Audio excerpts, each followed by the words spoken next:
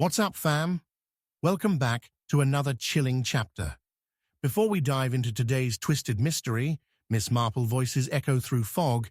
Hit me up. What made you smile today? And where in the world are you listening from? I'm featuring your stories in the next drop, so don't be shy. Now grab your tea, dim the lights, and get ready, because nothing in Whispers in the Fog is ever what it seems. Let's begin. Chapter 1. The Enigmatic Guest emerges. The rain fell with an unrelenting ferocity, drumming its tattoo against the slate roof of the old Croft Manor, as though desperately trying to warn its inhabitants of the dark secrets that lay entwined within its shadowy corridors. Miss Jane Marple, huddled within her favorite armchair, the one with the deep rose fabric that had seen better days, her gaze fixed upon the glimmering fire that crackled cheerfully in the hearth. The flames flickered, casting playful shadows that danced around the room, but they could not dispel the chill of unease that wrapped itself around her like a damp fog. She had often found solace in the tranquil village of St. Mary Mead, an idyllic setting where scandal was confined to whispers over tea and scones. Yet tonight, the air felt heavy with anticipation, as if the very house held its breath, waiting for an ominous revelation. This feeling was amplified by the night's unexpected visitor, an enigmatic guest who had arrived unannounced, muddy shoes caked in the splatters of the rain-drenched road, and a mysterious air that punctuated every word he spoke. His name was Alexander Tremaine, a distant cousin of the manor's owner, and under ordinary circumstances, Miss Marple might have warmed to him immediately.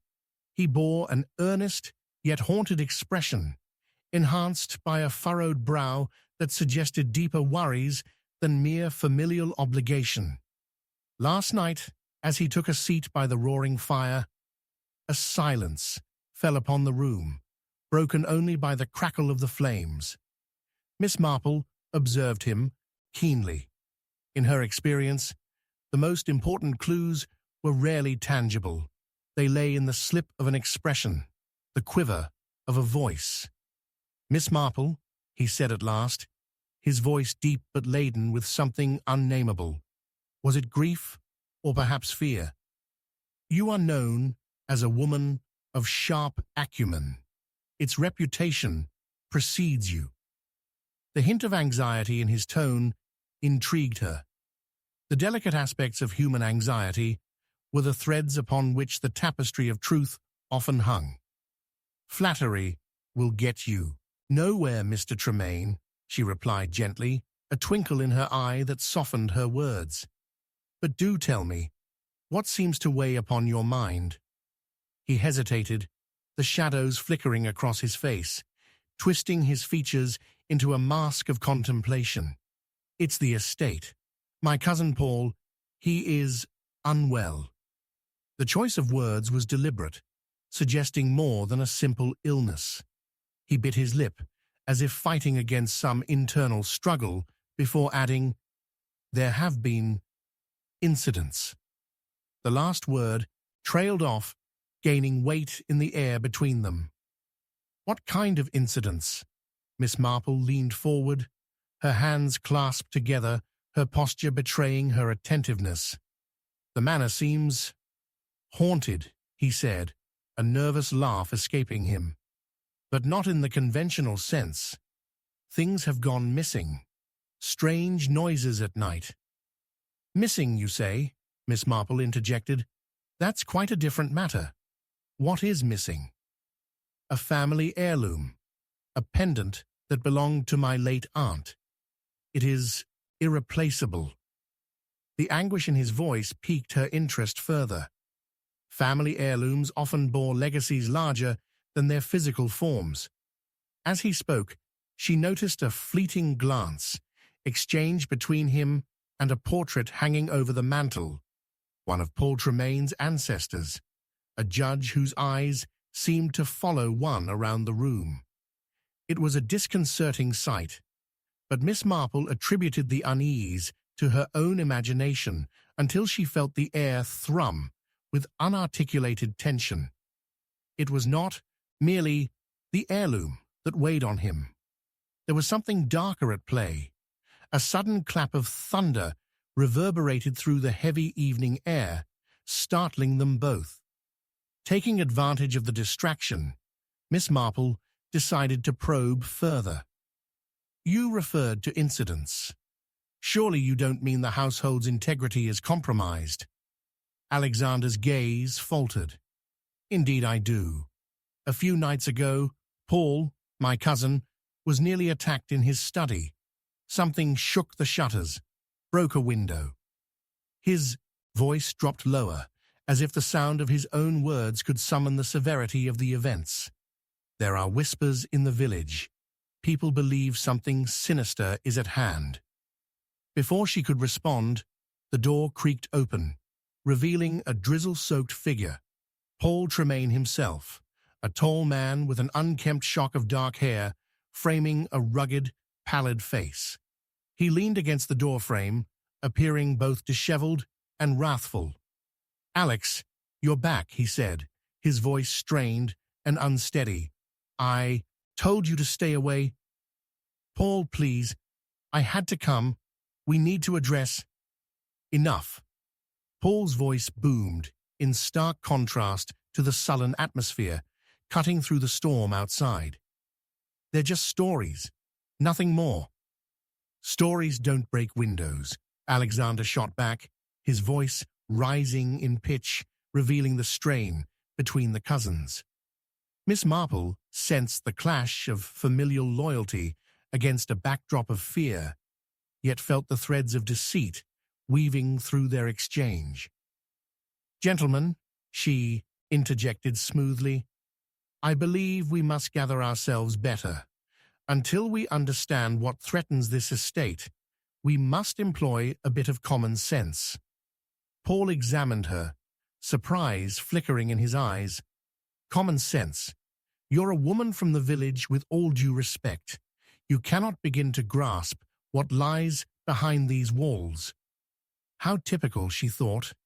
The dismissiveness of those who were meant to protect a legacy rather than fear it.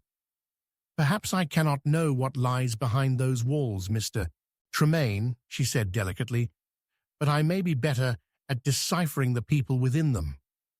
"Then decipher me," he challenged, leaning against the door. Miss Marple shivered slightly. There was an edge to his voice and an intensity in his gaze that suggested hidden motives. Was it fear, or was it culpability that lay beneath the surface? "Very well," she replied calmly but firmly. "Tell me, what was it you were doing on the night of the first incident, the night you were attacked?" Paul straightened, surprise etching his features. "You believe I've done something to warrant suspicion." "Not suspicion. Consider it curiosity. It's a trait of human nature we are all bound to visit from time to time." His eyes narrowed. "That's presumptuous, Miss Marple." "Perhaps, but my experience tells me that the truth is seldom the result of coincidence."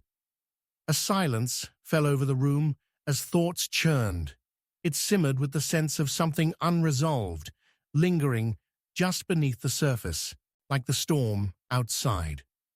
As the shadows elongated and twisted, disquiet settled in the air. "Well, there was a quarrel," Paul admitted finally, his voice lowering. "Martha, the housekeeper, had given a strange account of what transpired. She claims to have seen someone outside the manor that night, a ghostly figure." "Did she?" Miss Marple responded, piquing her interest further. "And did this figure resemble anyone you know?" He turned his gaze toward the mantel, and Miss Marple saw the flash of anger intertwined with guilt. I started arguing over the pendant. What she saw is merely a figment of her imagination." Alexander's brow furrowed. "Paul, you cannot dismiss this. Martha is not a liar." Then let us confront Martha, Miss Marple stated boldly. Let's get to the root of this mystery. She felt the tide turning, the conspiracy of secrets shifting like the rain outside. Just as she rose to suggest they set forth immediately, another peal of thunder swept through the manor, and the lights flickered ominously. A shadow loomed in the doorway, as if the storm itself had brought forth some apparition. Miss Marple's heart raced. Had they unwittingly invited trouble into their home? Is it perhaps too late to be traipsing about? Alexander asked, an edge in his tone, but the slight tremor in his hands suggested he was equally unnerved by the unfolding events. Folly, Mr. Tremaine, she said sharply. The hour is ripe for truth. Darkness breeds only more darkness until we shine our light upon it.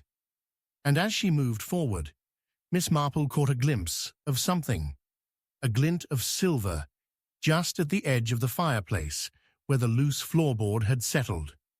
She knelt down, brushing the dirt away, gasping softly at what she uncovered. A small, elegant pendant, a perfect replica of the very heirloom Alexander had been searching for. For a moment, time stood still. The grim thunder outside echoed their unease, and the candlelight cast eerie shapes upon the walls. What? How? Alexander stared, incredulity etched on his face as the revelation unfolded. Miss Marple held it delicately, the weight of the revelation bearing down.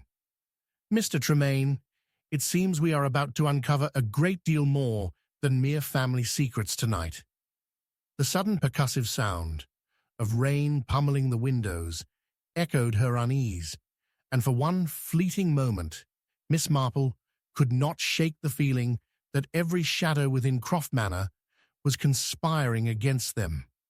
Before she could voice her thoughts, a chilling shriek pierced through the night, an inhuman sound that sent a shiver down her spine.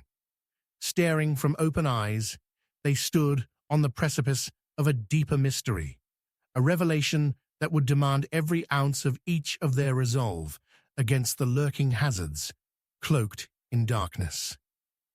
Next time, she murmured thoughtfully, let us hope it is not the price of a life. And with that foreboding sense of peril washing over them like the storm outside, the room filled with a resolute tension, leaving the revelation on the precipice of violent truths yet undiscovered, propelling them toward the next chapter of their harrowing journey through deception and danger. What's up? Chapter 2. The Shadows of Alibis. It was a night steeped in a dismal kind of suspense, one that encased the small village of St. Mary Mead like a damp, chilling fog. Rain drummed steadily against the windows of the old Thornfield Manor, where Miss Marple sat cradling a delicate teacup, her fingers wrapped around its warmth, an antidote to the chill that clung to the evening. She had come to the manor at the invitation of her friend, Mrs. Margaret Rampling, a kindly widow known for her generous spirit, but for days strange whispers and murmurs had entwined themselves around the estate like the ivy creeping up its crumbling walls. "Do you hear that, Jane?" Mrs. Rampling's voice broke through the monotonous rhythm of the rain. "It sounds almost like someone is weeping."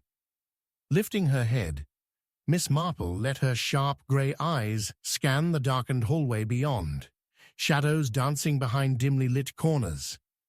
The shadows were thick, and if one were to listen closely, one might indeed sense a sorrowful note caught in the gusts of wind, a wail carried from some unseen place. "I dare say it's just the wind playing tricks," Miss Marple replied, ever the optimist, but her heart quickened. The weeping seemed too real, too near.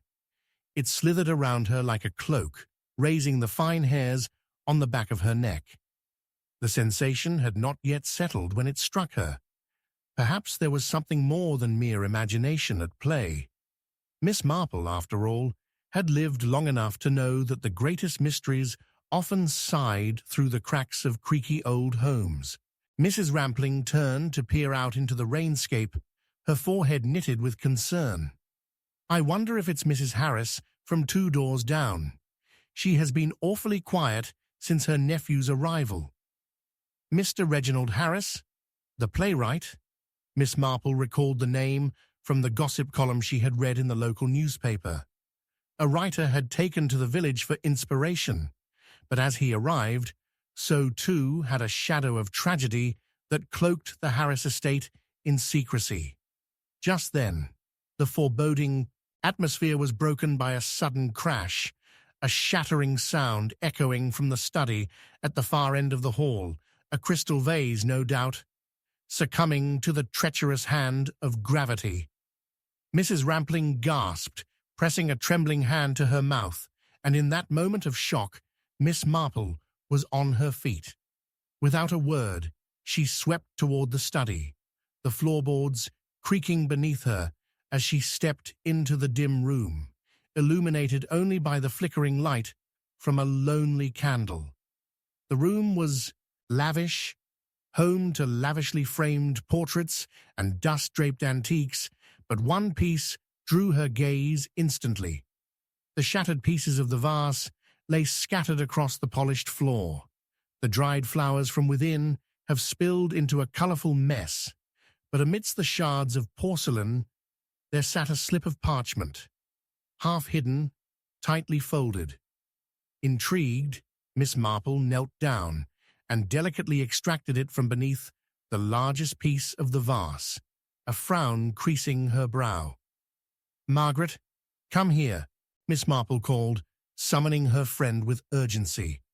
The connection snapped into place.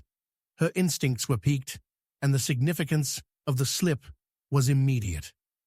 Mrs. Rampling hurried in, her face pale in the flickering glow. "What is it, Jane? Is it important?" "I suspect it might be," she said, holding the parchment up for inspection. "But it remains to be seen." As she unfolded it gently, the faint smell of lavender washed over her, sweet yet laced with an astonishing sorrow. The writing was cramped but elegantly formed, its curves painstakingly aligned on the page. "I don't dawdle with fewer than I deserve," the note began, and Miss Marple felt a tingle at the base of her mind. These words resonated with an almost desperate echo. The past lingers clammy in the corners of Thornfield. And then sorrowfully, it continued, foretelling what Miss Marple correctly surmised to be a silent confession, perhaps of guilt or of despair regarding a man blocked from returning to the light. "What do you make of it?" Mrs. Rampling whispered, clutching the doorway. "Quite a lot, I believe," Miss Marple responded, her mind racing to connect the threads. "The man most certainly refers to Reginald Harris. I wonder if this speaks to his arrival, what secrets he may bring." With renewed urgency, she turned away from the study and began making her way toward the entrance hall. Perhaps the shadows that filled Thornfield Manor were simply echoes of the past, a whispered multitude of alibis, veiling hidden truths. But before she could muse further, there was another knock, this time at the door, a brisk, short rapping, quick enough to halt her thoughts. "Who on earth could that be at this hour?" Mrs. Rampling exclaimed, turning pale once more. "An early night for a playwright," Miss Marple quipped, though she felt a twist of foreboding snagging at her intuition. With that, Mrs. Rampling padded softly to the door, Miss Marple trailing closely behind, her own thoughts swirling through the tapestry woven by the night's mysteries. When the door opened, rain slicked and shimmering against the dim light, there stood Reginald Harris, his normally dapper appearance disheveled, a hint of fear battling behind his eyes. "Mrs. Rampling," he breathed, his voice a mix of concern and urgency, I must speak with you. It's important. I believe someone may be in danger." The air thickened as Miss Marple caught a glimpse of something behind him. Flashes of color.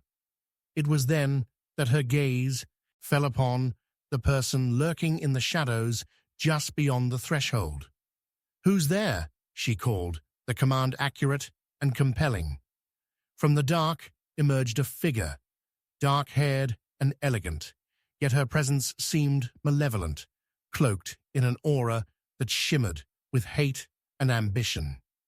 "It looks like we're not done with shadows yet," Miss Marple murmured, almost to herself, as the woman stepped into the light, revealing eyes that seemed both beautiful and terrified. "I am Felicity Dalrymple," she said, her demeanor shattering the tension in the air like glass.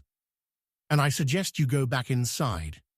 There's no need to break this thoroughly shattered vase further." As Felicity spoke, Miss Marple realized the subtle layer of suppressing emotion behind those elegant words, a buried motive, thickening the plot, one that promised more than simple intrigue.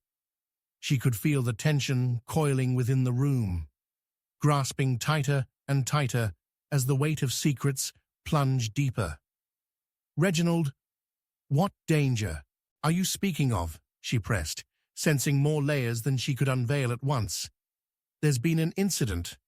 My uncle, he—" The sound of rain seeming to pound harder against the window, as if mocking their hesitant breaths. Miss Marple, however, remained resolute, piecing together the delicate puzzle in her mind, with shadows converging and alibis cloaking the truth. "Perhaps you might explain yourself fully, or shall I have to pry?" As Felicity stepped forward, the air seemed to ripple, breaking the taut wire of suspense.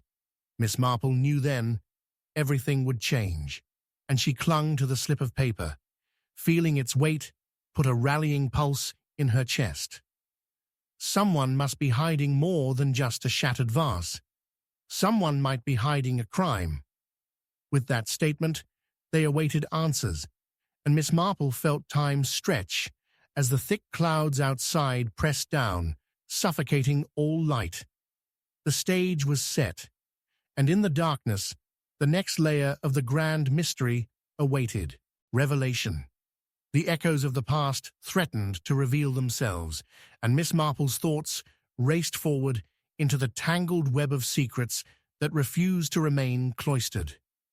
They might answer, they must answer, but the truth remained ensconced in shadows, an edge of uncertainty leading her forward, a cliffhanger into the labyrinth of human emotion and deadly intentions. As she prepared to leap into the fray, Miss Marple glanced back at the shadows, and perhaps, just perhaps, it was there she would uncover the final pieces of an enigma that only she could solve. The rain beat mercilessly down, but inside the walls of Thornfield Manor, the true storm was yet to come. Chapter 3. The Whispered Secrets. The evening descended upon St. Mary Mead like a veil drawn across troubling secrets. Rain fell in a steady patter against the cobblestones, echoing through the silence of the sleepy village as Miss Marple peered out from her lace-curtained window. Her eyes, sharp and discerning, took in the scene. Dim lantern light, flickering in the distance, and the silhouettes of her neighbors moving cautiously through the shadows. It felt as if the very air was heavy with whispers, secrets waiting to be unearthed. Just that morning, a curious newcomer, Mr. Desmond Hawthorne, had made his presence known at the village, staying over at the grand but decrepit Marwick Manor. It was rumored the manor was haunted. Secretive stories spoke of old tragedies and broken hearts, but it was the news of the unexpected shattering of glass from the manor that had set all tongues wagging. A broken window was only the beginning. No one could have predicted it would herald a deeper mystery. Miss Marple rose with deliberate grace, her needlework forgotten. The Shards of glass swirled in her mind, like the wind howling outside. She had seen the distress on young Charlotte Pritchard's face as she hurried past the manor earlier in the day, glancing furtively at the window. There had been a fleeting moment when the girl had met Miss Marple's eye, and the unsaid words lingered in the air. Fear, urgency, and something that felt much akin to desperation. With a resolute nod, Miss Marple donned her coat, the fabric worn yet comforting. She made her way through the slick streets, her footsteps muffled by the rain-soaked earth. The manor loomed nearby, its Gothic features obscured in the night, but the glow from the single upstairs window cast an eerie light against the darkness.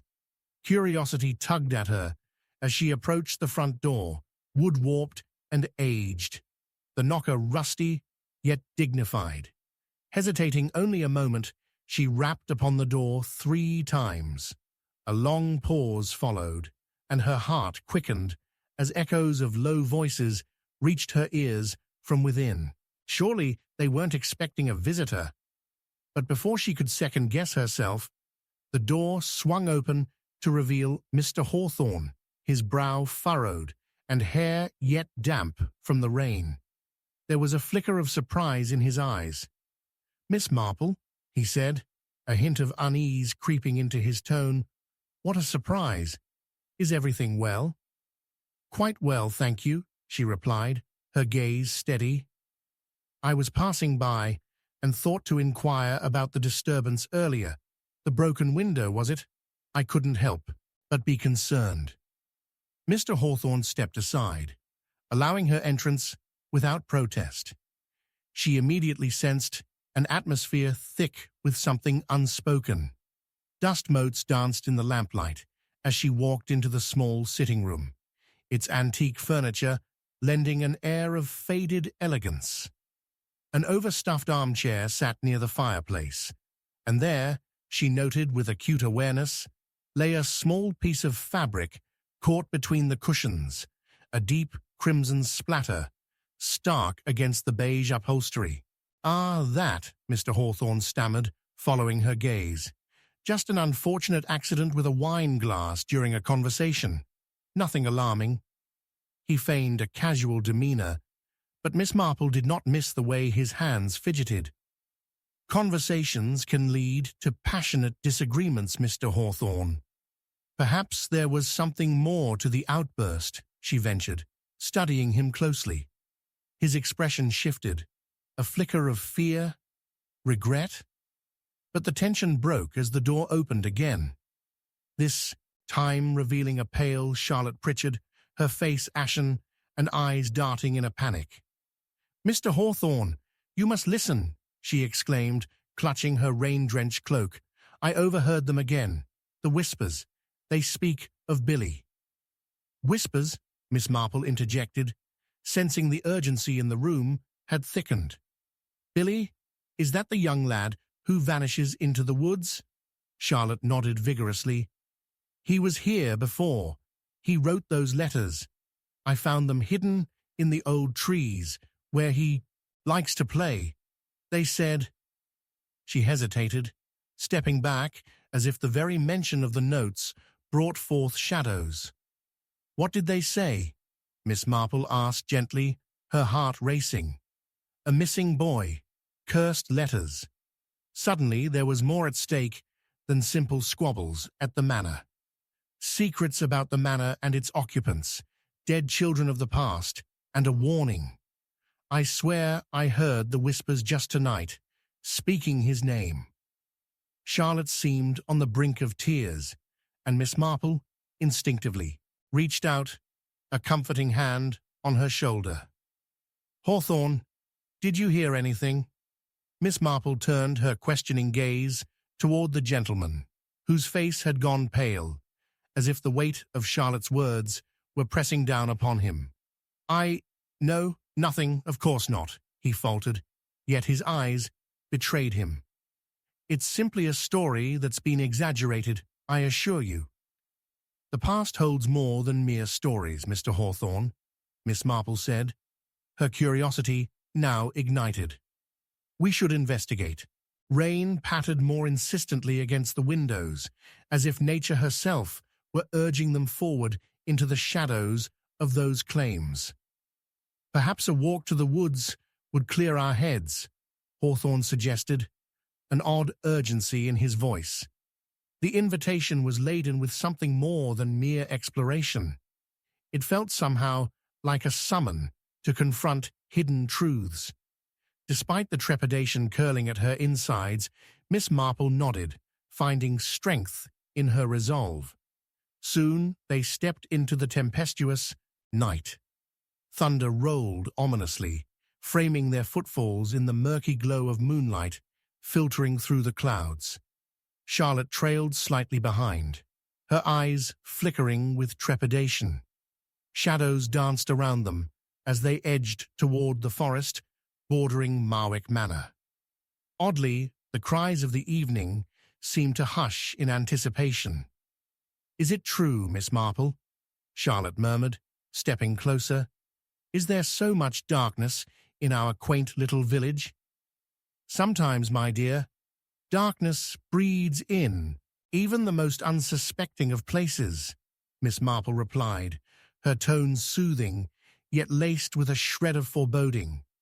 She led the way, eyes sharp, searching for anything that could uncover the tangled web surrounding young Billy's mysterious disappearance.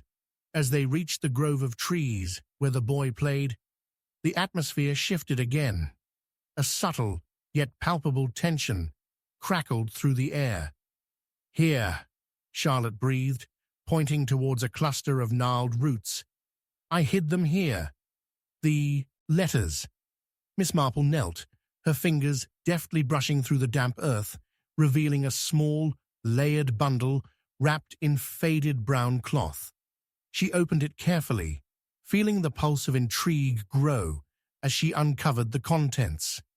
It's a journal," she exclaimed, glancing at Mr. Hawthorne. His eyes widened, but the sudden crash of lightning startled both of them. From deep within the pages, the voice of the past spilled forth. Tales of forgotten townsfolk, half-told tragedies, and one line struck her like ice. "The whisper will bring ruin to those who do not listen." "Charlotte," Miss Marple whispered, "what do we have here?" But before any further conversation could arise, a shrill cry erupted from Charlotte's lips, the very air around them alive with horror. A figure approached from the shadows, drenched and wild-eyed. It was Billy, his clothes torn and face streaked with mud. "They found me," he wailed, terror threading through his words. "They know I'm here." Time froze as Miss Marple absorbed the scene, heart pounding, all thoughts narrowing into a singular, vital conclusion. Could there be a connection between Billy's return and the journal she held? As the secrets of the past began to intertwine with the present's darkest fears, an implication loomed larger. Whispered secrets could indeed prove deadly. "Run!" Billy shouted. But the command rang hollow in the rain-soaked night as shadows seemed to encroach from every direction, drawing near, echoing the very whispers that had haunted St. Mary Mead. Miss Marple's mind raced, computations and deductions merging like the storm roiling around them. The whispered secrets were no longer just words. They were threats, promises of danger that demanded to be unraveled. "We must," she started, suddenly silenced by a fearsome cry that shattered the air, reverberating with menace. And just as it erupted into the night, the light from the manor extinguished, plunging them into chaos, leaving only mystery in its wake. The storm obscured their escape. As the shadows tightened their grasp, secrets continued to whisper, dripping with the scent of inevitability. What they sought was becoming perilously real. This path would lead them to where it all began, and with knitted brows and racing hearts, they had no choice but to follow where the secrets beckoned. For the truth lay at the end of whispered fears, and the inclination of their noses would draw them to the horror that dwelled within the tales neither could yet fathom. All the while, the murmurs of St. Mary Mead continued, an unyielding veneration of the stories that were far more than mere words, for those whispers had, in fact, already begun to take shape. Chapter 4. The Will That Was Never Signed. The rain tapped incessantly against the leaded windows of Thornfield Manor, a gloomy symphony punctuating the stillness of the night. Shadows danced upon the walls like phantoms, flickering in the pale light of a single kerosene lamp, revealing the ornate furnishings that had been carelessly gathered over decades. Outside, the wind howled mournfully, as though mourning the events that had transgressed within those fortified walls.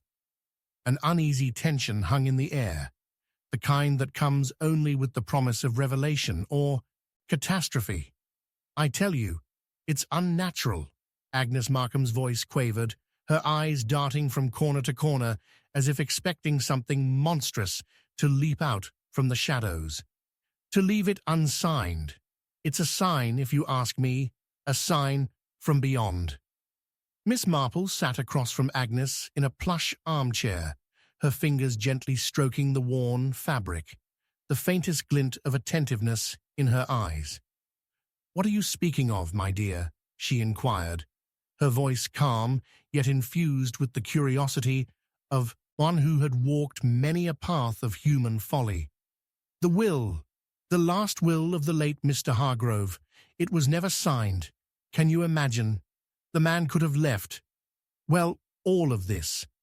Agnes gestured wildly, encompassing the splendid room, showcasing heirlooms and Victorian remnants that whispered stories from ages past. Each artifact spoke of Hargrove's wealth and his long-standing role as the estate's guardian, a role now thrust upon his indifferent heirs. No signed will could mean chaos over who inherits his fortune, Miss Marple observed thoughtfully, watching with her shrewd eye as Agnes continued pacing like a caged animal. "Tell me, dear Agnes, how did you come by such information?" "Gossip, Miss Marple, whispered around the village. Young Peter Hargrove found the document in the study. His father was a stickler for good order, even after his passing." A tremor ran through Agnes's voice, suggesting she felt the weight of loss and its lingering echoes. "And did he mention the contents?" Miss Marple prompted, her intrigue rising to meet the tension in the room. An unsigned will. What a curious predicament for a family in mourning. Did they have any idea of his intentions? Agnes's eyes darted to the fireplace as a shiver ran along her spine. "Rumor has it, Hargrove wanted to disinherit more than one of his kin, specifically his eldest son, Cedric. They had an argument days before he passed, you see." She lowered her voice, dropping it to a conspiratorial whisper. "Cedric has had his eye on the manor and a good deal of the estate for many years, much like a hawk watching its prey." The mention of Cedric was like a spark in Miss Marple's mind. She pictured the young man's drawn face, the sullen heaviness of his eyes. Beneath his surface of brooding discontent, there hid a potential for desperation. Did he stand to gain anything if the will remained a mere document and not an enactment? She asked, her voice probing delicately. Agnes nodded, visibly unnerved. "Oh, he was keen for the property, but from what I have heard, the family is, well, not quite the conventional sort, if you get my meaning. Family squabbles are not uncommon." "Do you know where Cedric was this past afternoon?" Miss Marple inquired, a keen edge threading her tone. The hour Mr. Hargrove unexpectedly shuffled off this mortal coil. Oh, not a clue. Off gallivanting, I wager. He avoids the estate. Perhaps he thought he was safe from his father's wrath.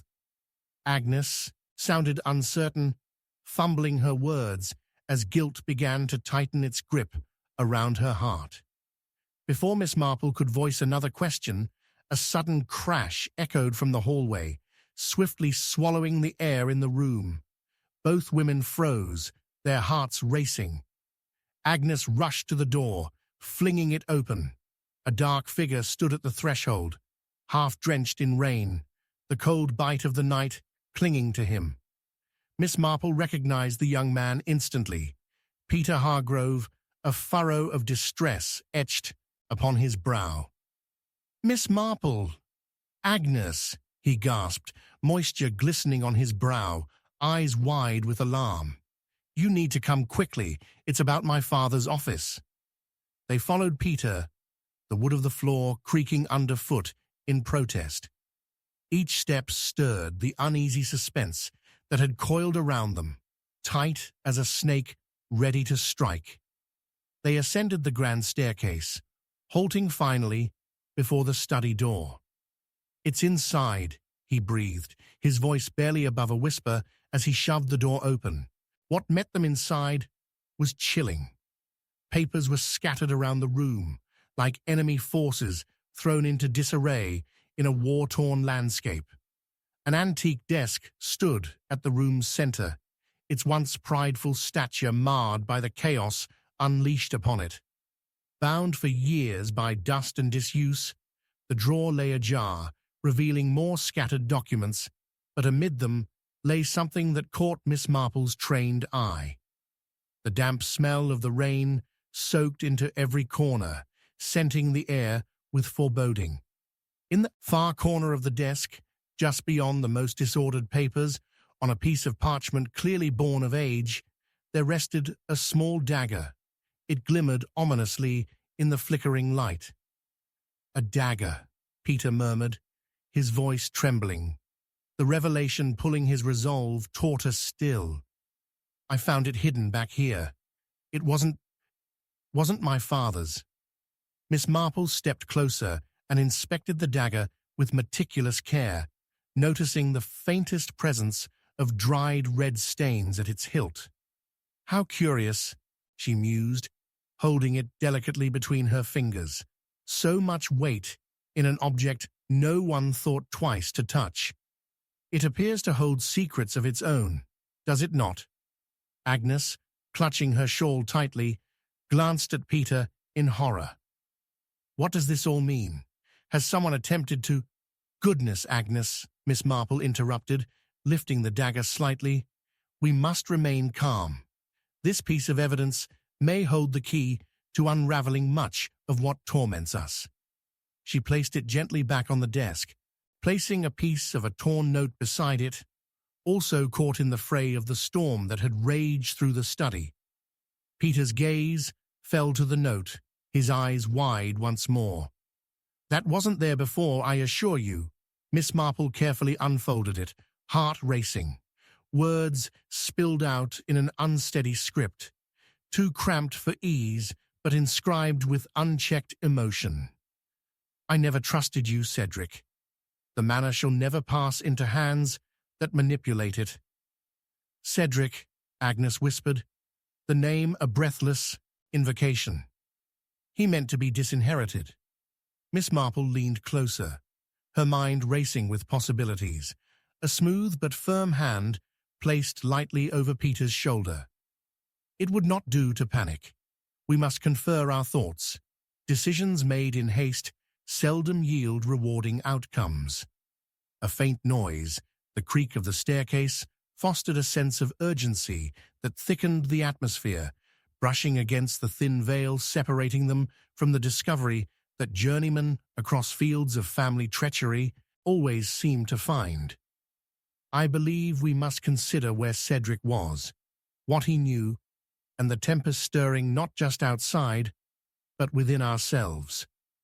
As Peter and Agnes exchanged wary glances, the clock on the mantelpiece struck 10, echoing loudly through the expansive yet suffocating space. Miss Marple gazed at both, the puzzle of hearts and motives unfolding in her mind like shadows fleeing from dawn. The weight of every unsaid word pressed against them, heavy as the rain still falling outside. But just before Miss Marple could voice her intentions, the thunder outside resonated again, with a ferocity they couldn't ignore. It rang louder than the door creaking open, louder than the whispers of old family sins stirring in the dark. It echoed, softening, mixing with the sound of approaching footsteps in the hall.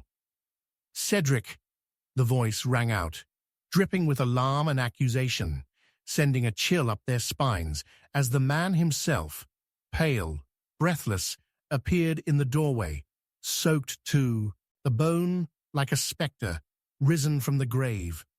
"What's happened in here?" Miss Marple's gaze met Cedric's, and in that moment, as the shadows deepened and the rain poured relentlessly beyond, a heavy shroud of uncertainty grew even thicker. In her heart of hearts, she already sensed a tempest brewing beneath Cedric's furtive demeanor. But the greatest mystery loomed larger still, the true intentions hidden behind the will that had never been signed. With each heartbeat palpable in the charged air, Miss Marple felt they were on the brink of unveiling not just the layers of deception surrounding Thornfield Manor, but also the unyielding truths that would soon come spilling forth, irrevocably drawing them deeper into a web of intrigue from which they might not so easily escape. Chapter 5. A Disappearance in the Fog. The fog rolled in thick and heavy, like a woolen blanket, wrapping around the village of St. Mary Mead and reducing visibility to mere feet. Streets transformed into eerie shadows, flickering gas lamps offering but tenuous hope against the oppressive darkness. Beneath the pallor of the muted glow, one might encounter figures darting towards the safety of their doorways, whispers hanging in the damp air like spider silk, clinging to the suspicion that something dreadfully amiss had awakened in the night. "Dare I say, it's a proper pea-souper this evening," bellowed the stout figure of Inspector Craddock as he and Miss Marple stood at the foot of Jacob's Lane, where the manor of the wealthy Lord Windermere loomed like a restless slumberer. "Things go terribly quiet in a fog like this. It makes for bad business, and I'm not just talking about the weather." Miss Marple peered into the swirling murk, her sharp eyes glinting beneath the brim of her hat. The sensation of dread pulled at her instinct. She could feel it even before the retching scream sliced through the stillness, a harsh sound that echoed against the ground. It came from the direction of the manor, drawing Craddock and her closer, their hearts racing in rhythm with the mounting tension. "Stay here," he commanded, though his voice trembled under the weight of trepidation. But she floored him with a look that held fortitude he could not deny. Miss Marple had a way of making even the strongest men concede. Together, they crept towards the entrance of Windermere Manor. Shadows flickered from within, revealing frantic figures as servants rushed around the grand foyer. As Miss Marple and the inspector pushed through the heavy oak door, a hush fell like a curtain around them. It seemed the very walls were holding their breath, waiting for the next act in this chilling drama. At the center of the drawing room lay the lifeless form of Lady Windermere, draped over the armchair like a doll cast aside. Her alabaster skin stood in stark contrast to the rich tapestry of crimson that adorned her dress, now mocking her eternal slumber. Lady Windermere's auburn hair, once carefully arranged, tumbled messily about her bare shoulders, and the vibrant green of the emerald brooch, a family heirloom and prized possession, lay on the floor like a guilty secret. "Good Lord, Craddock," Miss Marple gasped, a hand pressed delicately to her mouth. "What could have happened?" "Looks like she's been around about, well, a little too long, Inspector," Craddock replied, with an air of grim professionalism, though his gaze was wide and distant. "I'll need to ascertain the time of death. A severe blow to the head, I'd wager."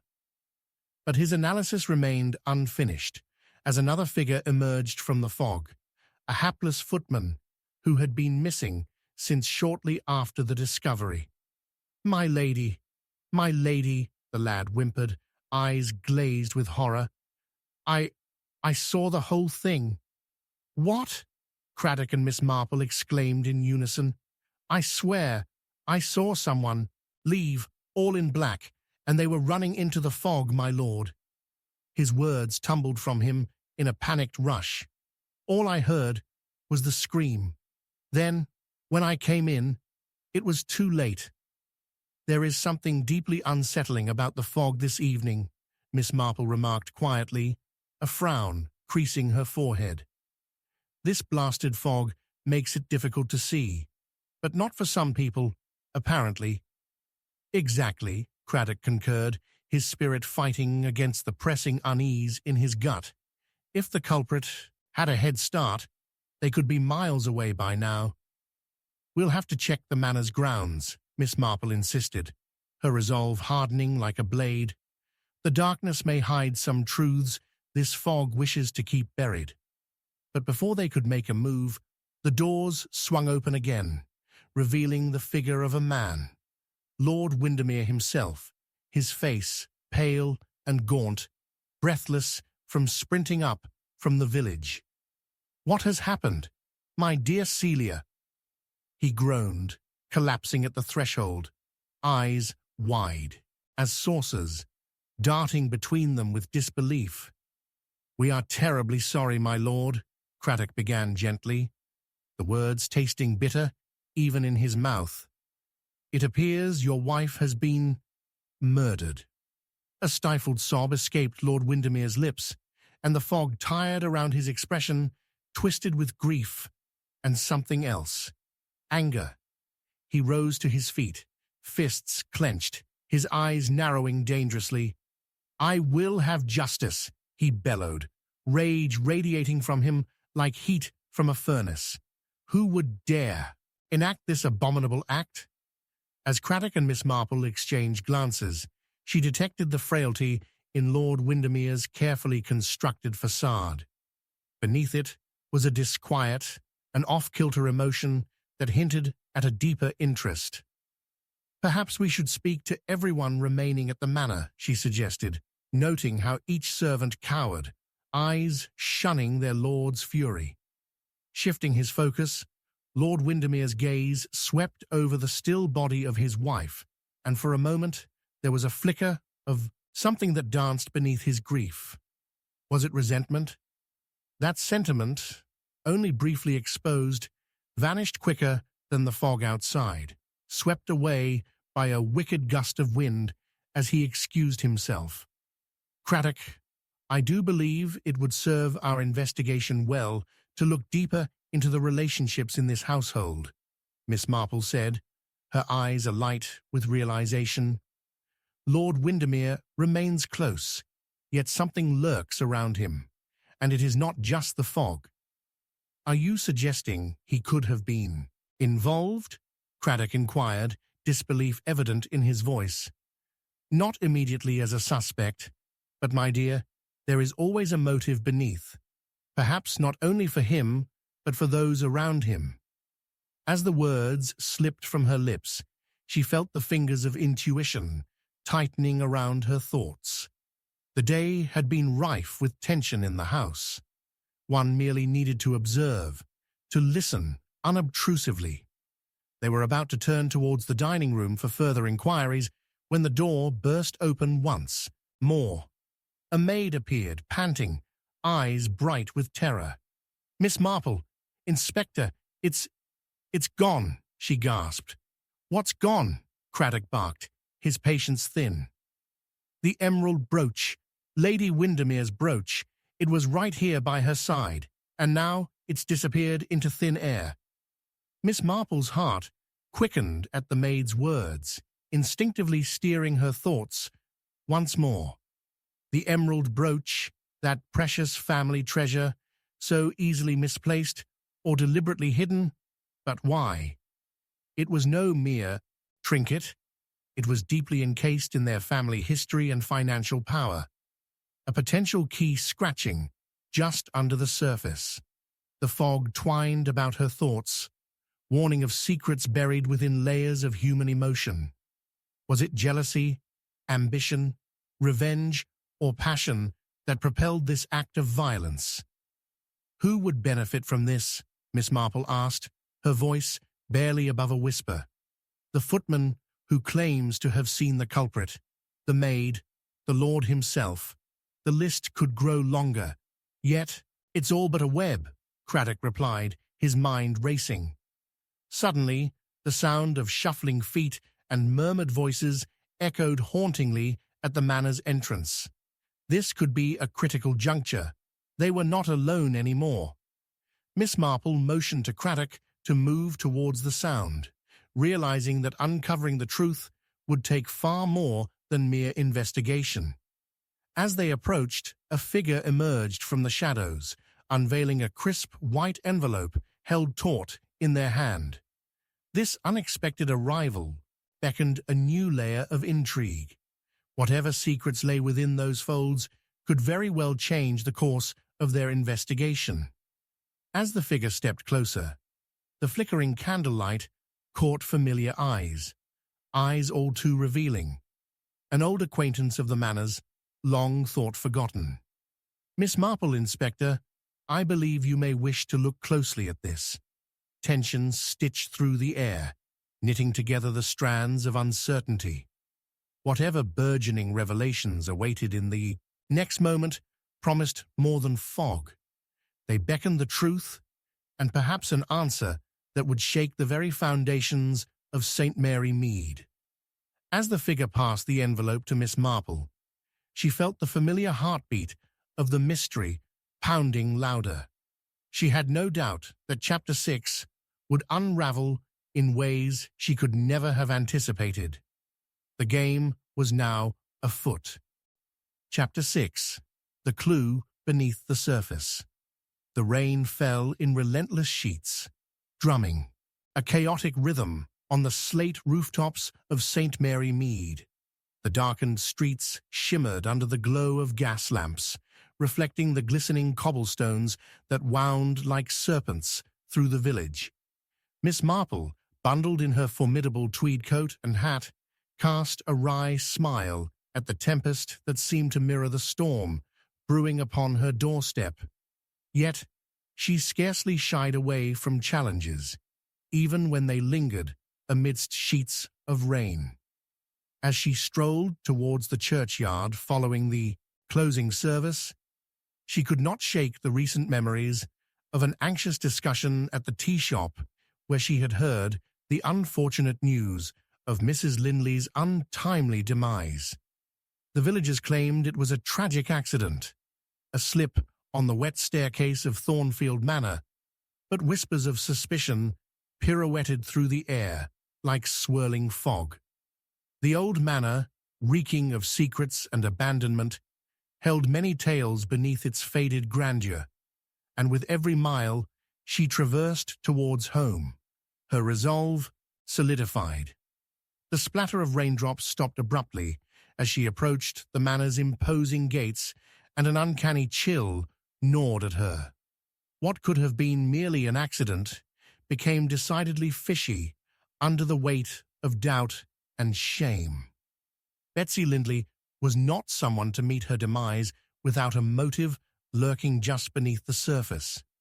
As Miss Marple gazed up at the towering silhouette of Thornfield, its arched windows glimmering menacingly against the night sky, she recalled that evening too, weeks past, when a frivolous garden party had offered her first glimpse into the Lindley family. It had been an uncomfortable affair. Mrs. Lindley had flitted about like the butterflies pinned in her collection, full of fervour, yet fraught with a nervous energy that raised Miss Marple's own suspicions. Then there had been Charles Lindley, Betsy's brother, recalcitrant and brooding, his gaze often fixed on the shadows, as if watching ghosts dance among the flowering petunias. This grim reaper's cloud that loomed above Thornfield had cast her inward, deepening her need to delve into the layers of this little tragedy. The heavy iron gates creaked as she pushed them open, latching them carefully behind her before taking slow, deliberate steps towards the front door. It was locked, as expected, and Miss Marple produced a small note from her pocket, the hastily jotted lines confirming her suspicions. The garden shed, under the roses, F.T. Those initials resonated oddly with her, knitting together the tapestry of the Lindley family's fearsome look. In the gloom of the enclosed garden, the roses reached for the grey heavens, their thorns protruding like barring forces against prying fingers. As she knelt among the curling petals, she pricked her finger, wincing slightly before suppressing her pain. Hidden in the messy roots, a small wooden box, half covered in mud, caught her eye, its edges splintering and revealing signs of age. The adverse elements refused to detain her determined spirit. Miss Marple unearthed the box and opened it gingerly, revealing the sepulchral contents, a tarnished locket engraved with the initials B.L. and an unsettling note carefully folded, its ink smudged by the rain. Who could this belong to? She murmured to herself. Her mind began weaving the tapestry of unknown lives, spinning threads of intrigue, while the thunder rumbled in the distance like an angry ancestor.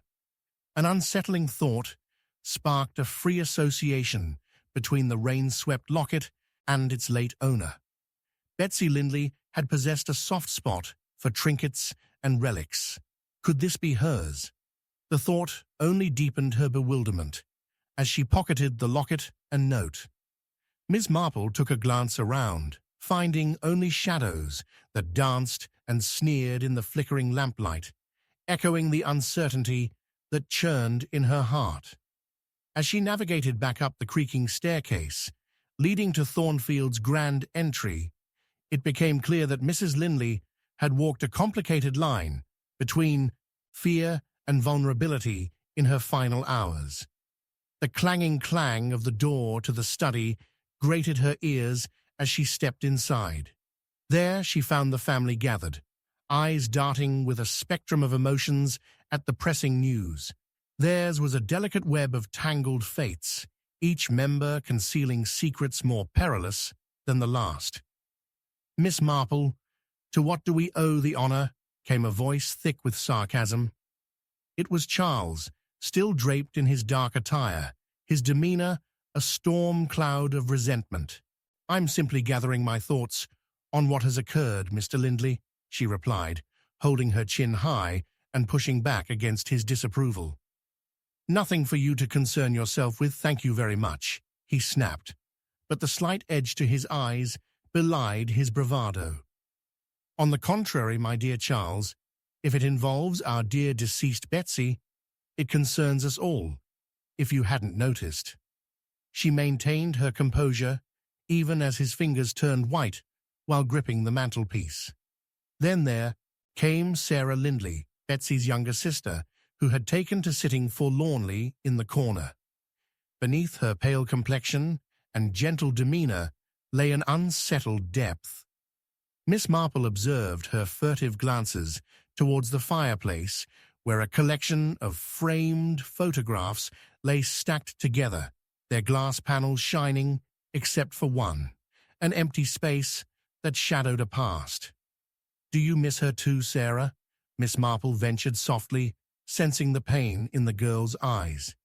"I wish she never returned," Sarah whispered, shifting her gaze to the floor. Fragments of memories betraying her in pure silence. More pronounced was the tension between Charles and his sister. There lingered a tumultuous layer of rivalry. What could have ignited such discord between the two? Perhaps she lived a double life, Charles scoffed. We were blinded to it. How foolish of us. Or perhaps she never even existed in the way we thought, Sarah countered, her voice high with suppressed emotion.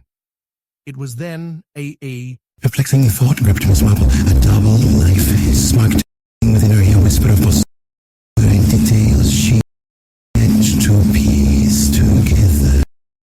Complex portrait of familial chase entwined in envy or betrayal. The possibilities were, and yet a pattern emerged through. Have either of you considered of her recent travels? Miss Marple inquired, allaying practiced calm. For words, what letters she received. Specificity would be quite telling. Letters? What letters? Charles's brow furrowed, but Sarah flinched, biting her lip as if the mention of those letters had uncovered ominous roots.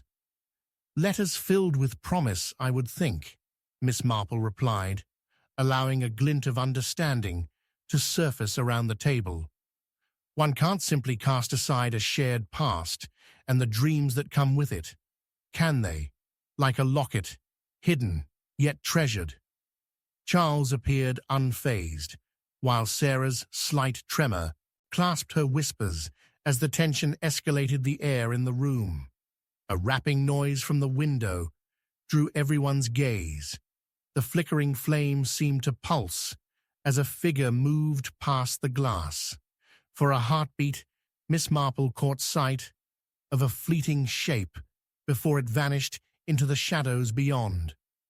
Her senses heightened as she noticed it wasn't merely an absence of sound in the house. All the deeper silence embraced the soul of a secret yet to be uncovered.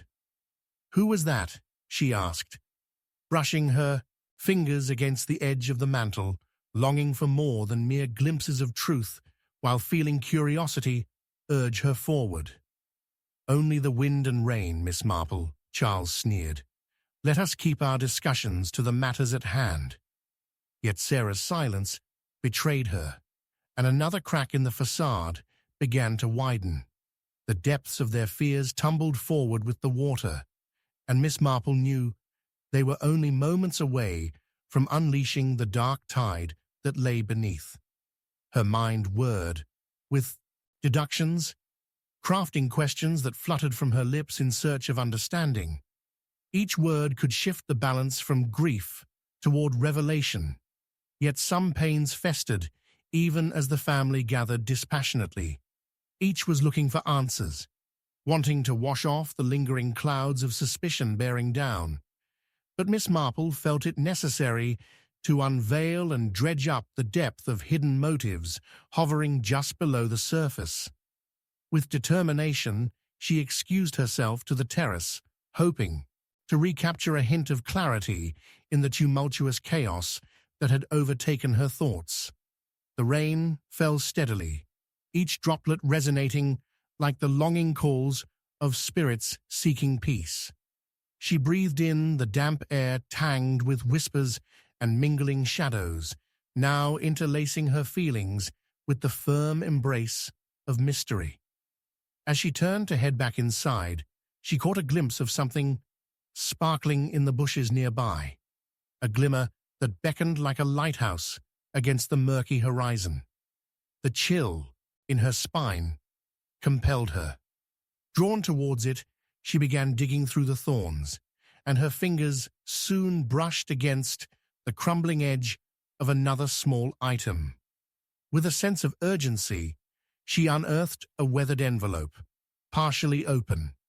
Just as she turned to re-enter Thornfield, a flash of lightning illuminated the darkened garden, casting distorted shapes across her figure. A gasp escaped her lips as she found the familiar script, pieced together letters that spoke of devotion and despair. Betsy's yearning, missing voice still resonating from beyond the grave. The sound of thunder boomed as Miss Marple clutched the fragile paper and staggered backward, her heart pounding furiously. She unfolded the envelope, cradled the incomplete words as if they were precious artifacts tucked away in the folds of her mind. A single line became illuminated as if it glowed beneath a spotlight. "Promise you'll keep my sequins safe." What did sequins mean to a girl whose life had become a dance with secrets? Who could resent promises made in silence? With that, the shroud of mystery deepened even more, leaving Miss Marple to grapple with the shadows dancing just outside the world of the living. She stood frozen in place, the envelope heavy in her hands, the rain cascading down, knowing she was closer than ever to revealing the spectre that lingered long after Betsy's elusive shadow had slipped away. But with every mystery entangled in the air, born of betrayal and loss, all paths converged. The threads of truth hinted at the reason for the innocence lost, and with that realization, she knew that the next thread to pull could unravel everything. As she turned to face the weighty door of Thornfield, she knew she had found her next step. Each choice would lead to discovery and perhaps danger entwined. She was determined to unveil what lay beneath the surface as it beckoned her into the storm. The night was darkest indeed, and Miss Marple was ready to face the rising tide. Chapter 7. A whisper from the dead. The rain poured relentlessly, drumming a symphony of dread upon the slate roof of Gableshurst Manor. It was a particularly bleak night, one of those evenings when every shadow seemed an omen and every creak of timber a furtive sound. Miss Marple, snug in her armchair, a quilt draped over her lap, observed the writhing storm outside with an air of contemplation. The flickering candlelight danced about the room, casting long shadows and creating illusions of movement in the corners. Her mind was preoccupied with the events of the past week. The dreadful murder of Lady Dorrington had sent shockwaves through the quaint village of St. Mary Mead, rattling its genteel populace. Whispers of scandal and intrigue floated through the air, like the damp mist that frequented the valley, as people sought shelter from the tempest, both outside and within their own hearts. Lady Dorrington's apparent suicide, though officially ruled a tragic accident, had painted a different picture in the eyes of Miss Marple, and she could no longer bear the weight of mere speculation. With a soft sigh, she reached for her cup of tea, but something caught her eye. Fanny, her housekeeper, had not yet set out the scones and sandwiches for the small gathering of acquaintances scheduled for tonight. Mr. Berry, the local doctor, and the ever-talkative Mrs. Seagrove, whose penchant for gossip was unmatched in the village. Word had spread that Lady Dorrington had not been an easy woman to live with, and the doctor had hinted at knowing more than he was willing to divulge. Just as Miss Marple began to ponder how best to engage the doctor regarding his insights, a frantic knock shattered the stillness in the manor. Startled, she rose, her heart racing, the warm lamplight spilling forth with her as she opened the door. It was Fanny, her face pale as a ghost, rain drenching her apron. "Miss Marple," she gasped, breathless with urgency, "you need to come to the library at once. It's Lady Dorrington's writing desk. There's something quite dreadful." Miss Marple's heart stuttered. The library was infused with an air of secrecy, holding within its walls volumes of history and whispers long forgotten. She followed Fanny, a chill creeping up her spine. The floorboards creaked ominously underfoot as they navigated the darkened hallways. The library door, heavy and imposing, loomed before them.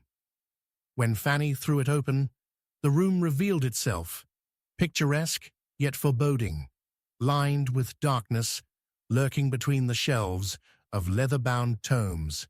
The desk stood in the center, untouched, as if untouched by time, except for one strange anomaly that beckoned for closer inspection.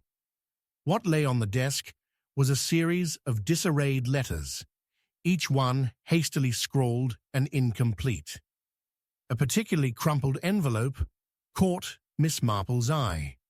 Affixed to it was a wax seal, bearing the emblem of Lord Ashcombe, Lady Dorrington's late husband, a man whose name had become synonymous with scandal since his untimely death a year prior. "Do see that, Miss Marple. It's addressed to Lady Dorrington, but it is unopened." Fanny's voice trembled slightly, her eyes wide. Miss Marple gently lifted the letter, noting the handwriting, the looping strokes and a peculiar flourish at the end, a style reminiscent of another era. Her thoughts raced. The postmark, dated only days before Lady Dorrington's death, would surely imply something critical. As she examined it under the faint glow of a solitary lamp, Fanny spoke again, her words tumbling out in a whisper that quivered with apprehension. I wonder if Lady Dorrington had enemies, Miss Marple. You know how people spoke of her. They gossiped about her coldness, her disdain for those around her. I've heard they believed her fortune to be cursed." "Cursed indeed. Maybe a term too slyly applied for this woman, Fanny," Miss Marple ruminated. "More likely it was her virtues, or lack thereof, that drew out resentment. And you mentioned earlier that she tolerated the disloyalty of so many. That doesn't come without consequence."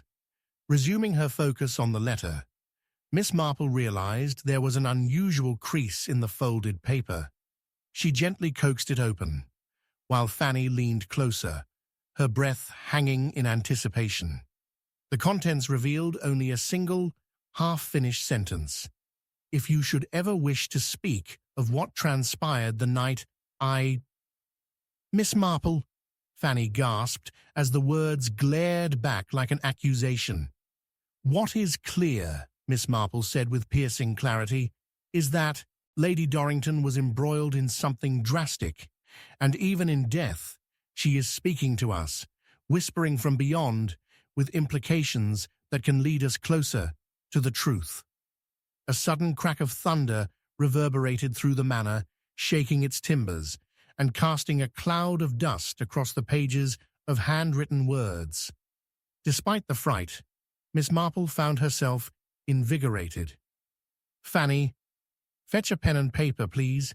We must see to it that every detail is logged, and we shall visit Lord Ashcombe's estate.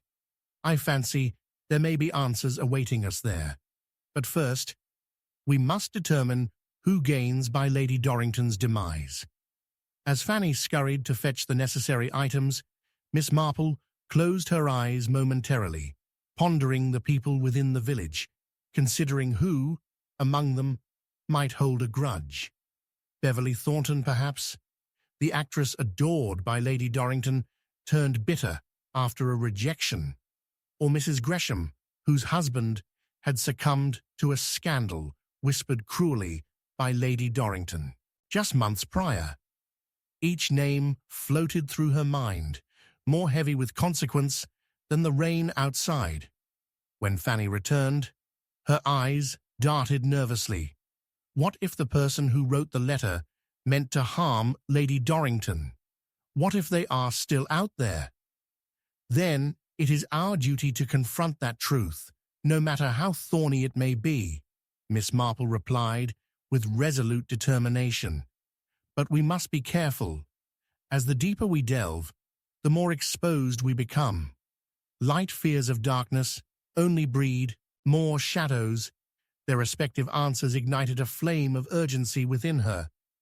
Drawing sharp breaths, Miss Marple extracted herself entirely from the shadows of memory and leaned closer to the desk, eyes glimmering with discernment. An unnoticed item caught her attention. A single elegant quill, lying in the depths of the desk drawer, stained with traces of ink. An instrument Lady Dorrington must have used frequently. "What is it?" Fanny inquired, loath to tug her gaze away from the pressing tension surging through the library. "Fanny, I believe I have discovered not just a whisper, but a hidden narrative lain bare by desire," Miss Marple said softly. "You see this quill? I sense it was more than a tool for penmanship. It has imbued within it the secrecy of Lady Dorrington's final days, her secrets."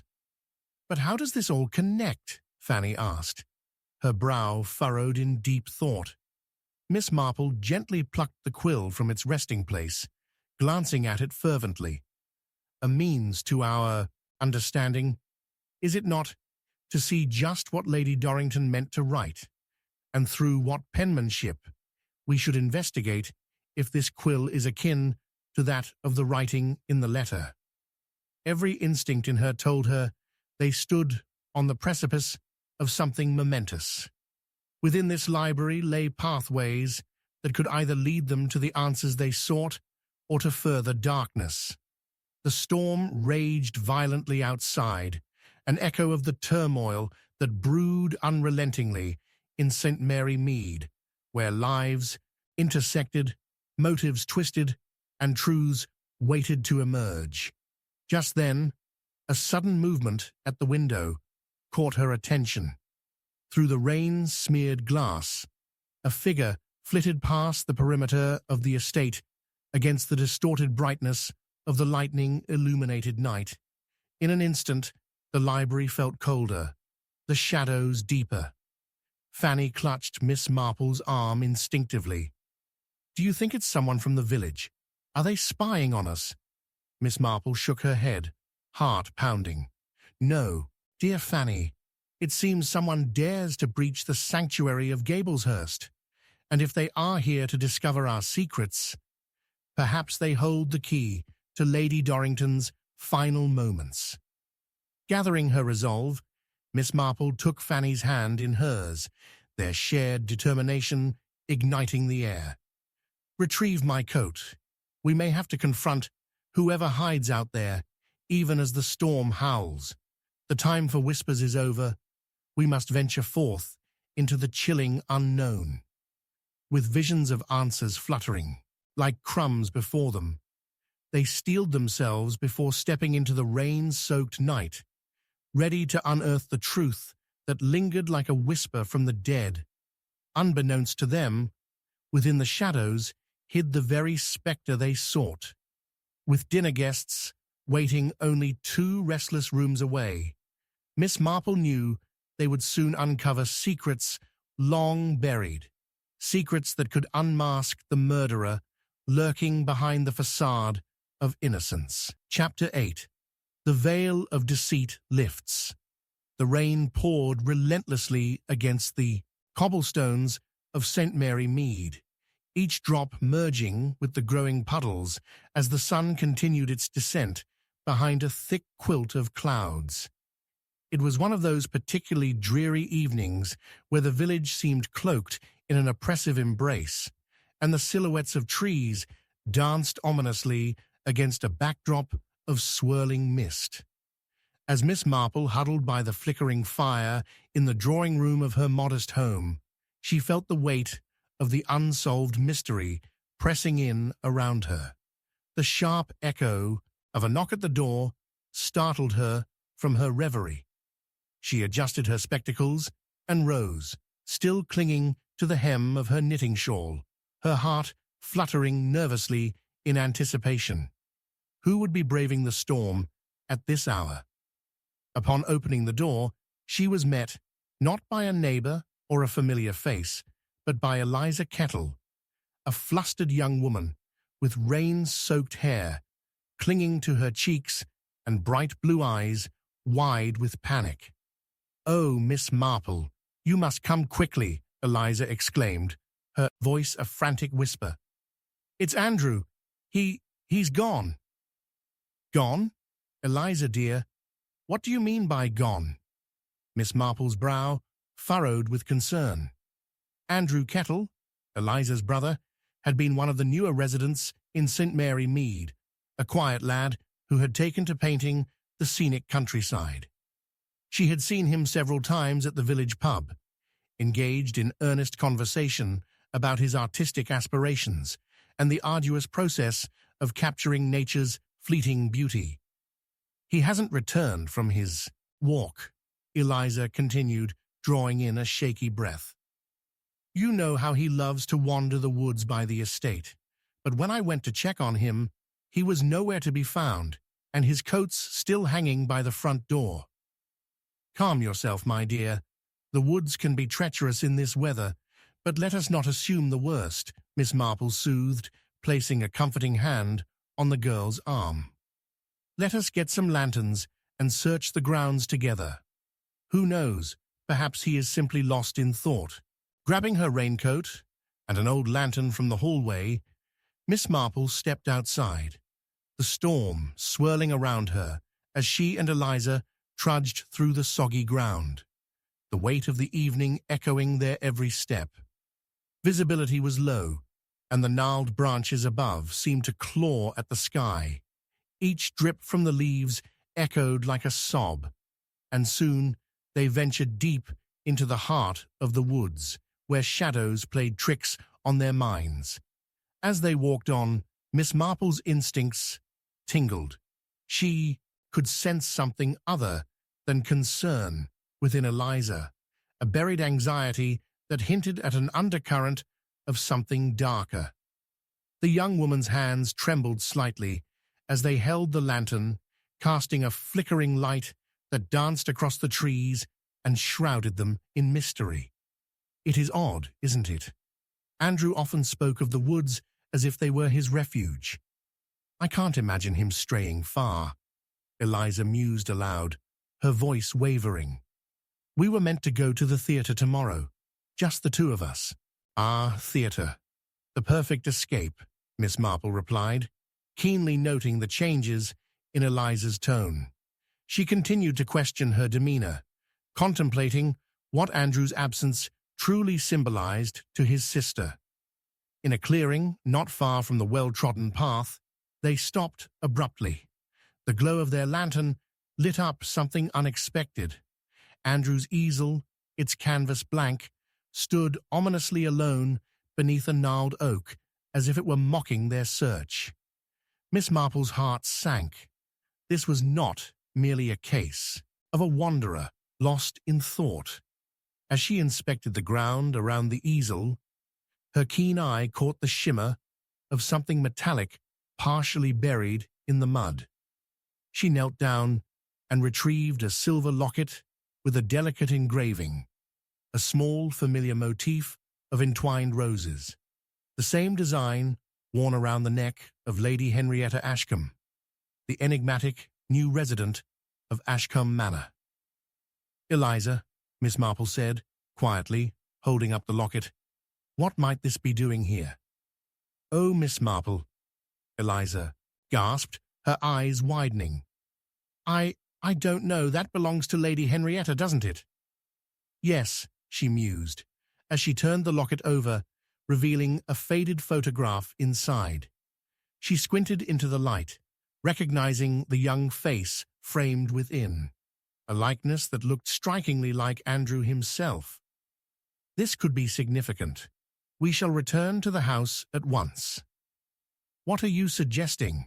Eliza's voice was almost pleading, a fragile expression framing her porcelain features.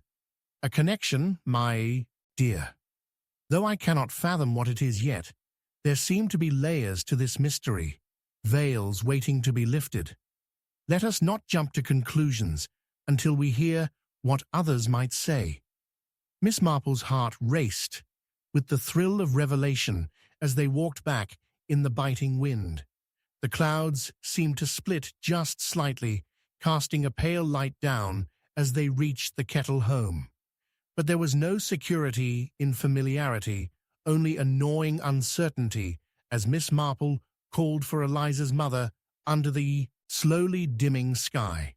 No sooner had they stepped into the warmth of the kitchen than it was clear the atmosphere was already thick with tension. Eliza's mother, Mrs. Kettle, stood at the kitchen table, wringing her hands, while other members of the village crowded the room, whispering and glancing nervously at each other. "What's going on?" Eliza pressed, her voice trembling as Mrs. Kettle turned to face her daughter, her expression grim. "They say, Eliza, they say that Lady Henrietta has reported a sly burglary at the manor. Expensive jewels went missing, but worse yet, neither her nor Andrew have been seen since the news broke." Miss Marple caught the tightness in Eliza's throat, the denial rushing to her cheeks. They were caught in a web, not just of physical disappearance, but of rising tensions swirling around relationships and secrets hidden beneath the surface. The whispers danced, the shadows grew longer, and Miss Marple sensed a rift growing wider between what was being said and what lay beneath. "Do you think it's possible that Andrew could have been involved?" Mrs. Kettle's voice quavered, daunted by the implications, yet somehow still hopeful. "No," Eliza snapped, her blue eyes narrowing with indignation. "He is not a thief. He wouldn't do that." Wordlessly, Miss Marple absorbed their reactions. An outsider looking in upon the turmoil of family dynamics, economic pressures, and the entanglements that attached them, she prepared to keep probing deeper. The locket was more than just an invitation to dark possibilities. It was a thread, a connection, leading her to weave together understanding from the fabric of deceit. "May I have your permission to visit Ashcombe Manor again? I suspect Lady Henrietta may shed more light on young Andrew," Miss Marple offered softly. The gossip settled and fell silent, and she could see doubt and apprehension flicker among the villagers. I still say there's nothing wrong with Andrew," one voice from the back called out, a swath of obesity, barely disguised by a tweed coat. "Is there not?" Miss Marple challenged gently, her eyes flinty with intent but reserved in tone. "The veil of deceit has cast shadows we've yet to fully understand, and Andrew appears caught within a tumult far beyond his own." With decisive gentility, Miss Marple turned to Eliza, whose face bore the brunt of tumultuous emotions, fear, disbelief, love, and a hint of something more sinister that she would not yet reveal. "You should rest, dear. Searching at this hour only adds to the matter." But as she glanced back to the gathering, their anxious murmurs fluttering around the small kitchen, she felt the weight of unspoken truths pressing heavily down, their burden maddeningly elusive. That night, the village lay beneath layers of thickening fog, and as Miss Marple climbed into bed, her mind raced with connections. The locket, Andrew's easel left behind, the sudden arrival of unearthed secrets. She couldn't shake the sensation that the night's ominous curtain had yet to fully lift. Somewhere in the dark, keys waited to be turned, secrets waited to unravel. With her curiosity ignited, she'd soon find those behind the veil of deceit. The next morning would call for a visit to Ashcombe Manor. As all seemed still, stifled in the darkened corners of St. Mary Mead, a distant sound pricked at her consciousness, the soft echo of a door creaking open, whispering with the intensity of latent chaos built behind it, suffusing the air with the dread of hidden truths waiting to arise and demand their reckoning. Miss Marple awoke abruptly, ready to chase the answers into the light of the new day, for she was determined that tomorrow she would tip the scales of mystery and illuminate the corridors of shadow. For truth had a way of breaking free, and she would be the light piercing through the dark. As she drifted into restless dreams, she wondered What further mysteries awaited her, and who, perhaps among the shadows, would pay the price for the truth? Chapter 9. The trap is set. The wind howled through the empty streets of St. Mary. Mead, a sharp, biting edge, wrapped around the gloom of the late evening. Rain drummed steadily against the cobblestones, creating an eerie symphony that resonated through the dark, creaking eaves of old cottages and grander manors alike. In one of those manors, Miss Marple stood by the window, peering out with keen, discerning eyes as a spark of dread settled in her stomach. The lanterns flickered in the downpour, casting convulsive shadows against the damp, grey stone, and an unsettling feeling crept into her mind. Something dreadful was about to happen. Just 2 nights ago, a violent storm had rocked the village, uprooting trees and plunging several houses into darkness. But tonight, the most turbulent storm was brewing in the hearts of the villagers themselves. As she observed her neighbors hustling past with umbrellas, Miss Marple recalled the recent unrest after the tragic, untimely death of Geraldine St. Clair. The wealthy widow found lifeless in her study, a glass of wine tipped over her expensive carpet. Gossip swirled in the village, wrapping around her like the tendrils of the rain-washed ivy on the manor walls. Consumed with sorrow, or was it something different? Everyone had gone cold. "Miss Marple!" Mrs. Findlay exclaimed, bursting through the door like a gust of wind, her spectacles askew in her haste. "I thought I'd find you here. Have you heard? It's set to storm again tonight." "Yes, I am well aware," Miss Marple replied, her voice calm, yet occupied. "I find the rain offers some clarity to my thoughts." "And you think clarity will help uncover the truth about dear Geraldine's death?" Mrs. Findlay's voice trembled, her expression taut with worry. "Another tragedy is unfolding. Perhaps something even more sinister than we realized," Miss Marple replied, her eyes narrowing.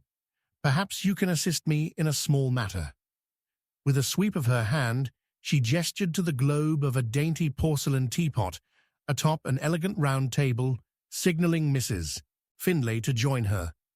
The two settled into the ancient elegance of worn armchairs that threatened to creak beneath them as they prepared for a proper discussion, the sound enveloped by the rhythmic pattering of rain. "Do you recall any peculiar aspects regarding the household staff at Fernhill Manor?"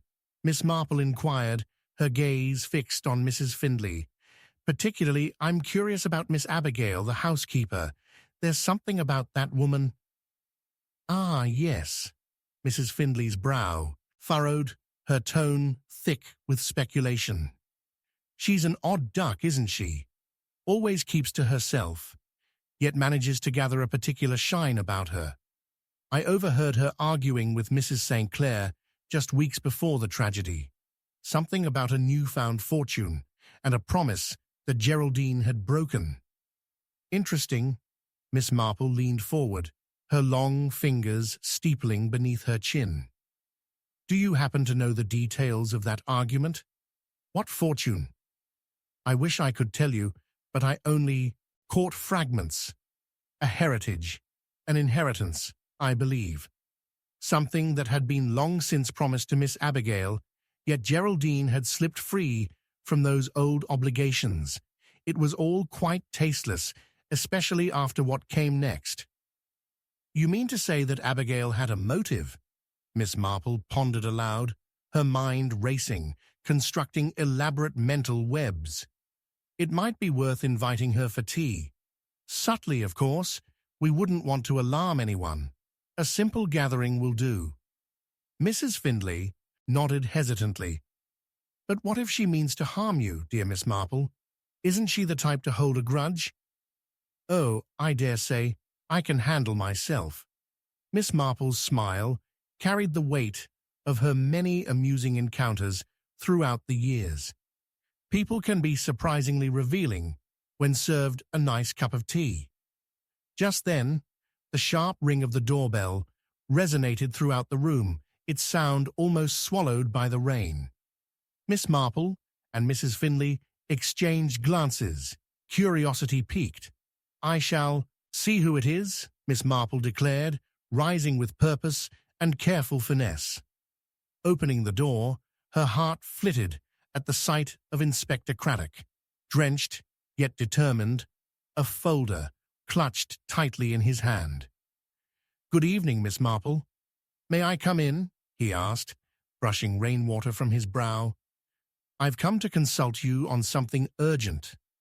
"Of course, Inspector. Do come in. You pardon the state of disarray. It is such a dreadfully humid evening."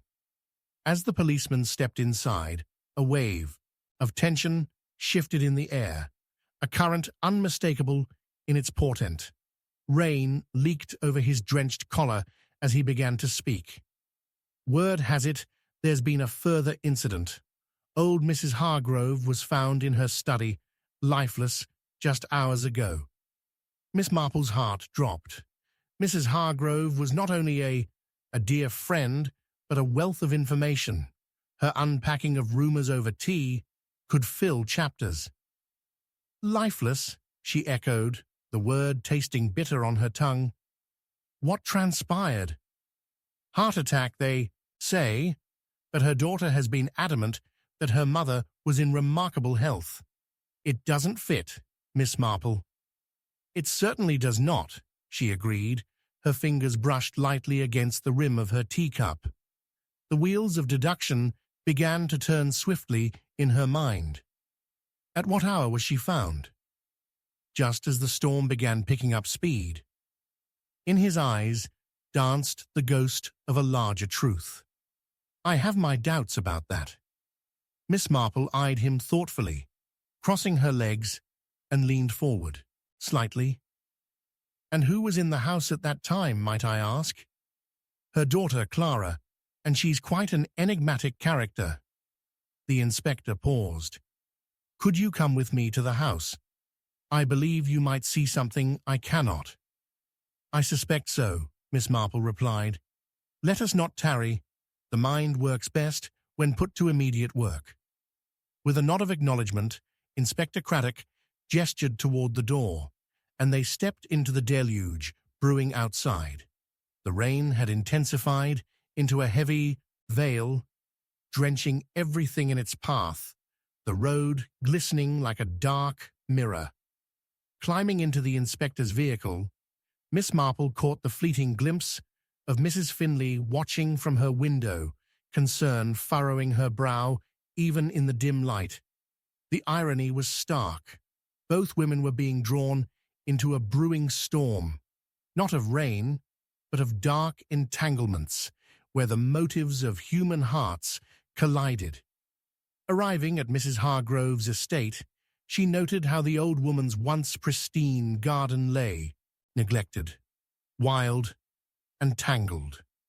The entryway was gloomy, dimly lit by a single flickering candle, the air thick with the heavy scent of freshly polished mahogany and old dust. "Clara should be upstairs, in her mother's study," Inspector Craddock suggested, glancing at Miss Marple as though gauging her reaction. "Let's not keep her waiting, then." Miss Marple moved gently up the staircase, each step creaking beneath her carefully placed footfalls. A great silence hung in the air, broken only, occasionally, by the shriek of the wind outside. In the study, they found Clara Hargrove slumped against her mother's writing desk, tears shining on her cheeks. I didn't believe. How could this happen?" she sobbed, her eloquent expression of despair metamorphosed into panic the moment she laid eyes on Miss Marple. "Miss Hargrove," Clara's voice broke, as if struck by the realization of fear. "You shouldn't be here. Please, this is too much." "We're here to help," Miss Marple said, her tone steady yet empathetic. "Can you tell me what happened?" "I was here. She was upset, but I thought it was just the storm." Clara paused, gathering herself, a mask of anger sparking in her tear-stained face. There's something wrong, something shady. Shady? Miss Marple interjected, her eyes lighting with the warmth of insight. Would you care to elaborate?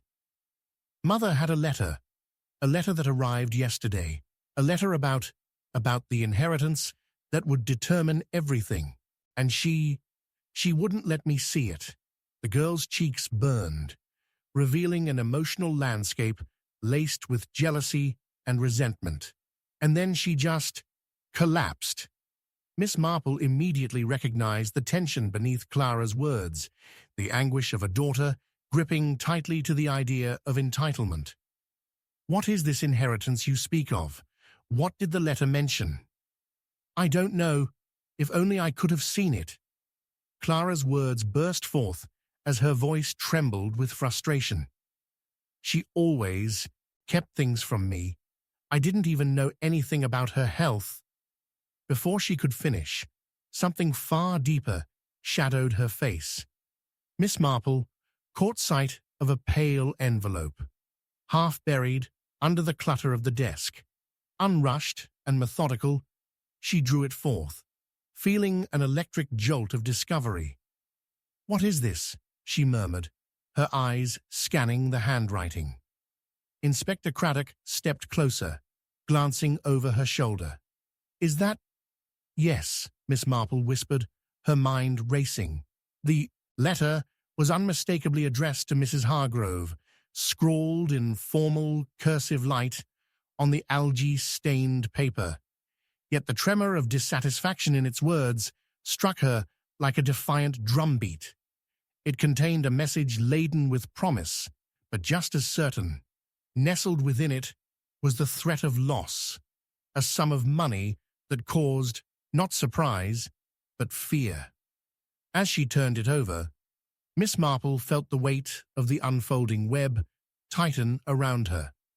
The letter had been torn, its edges frayed, as if someone had clenched it tightly in their hands before crumpling it away.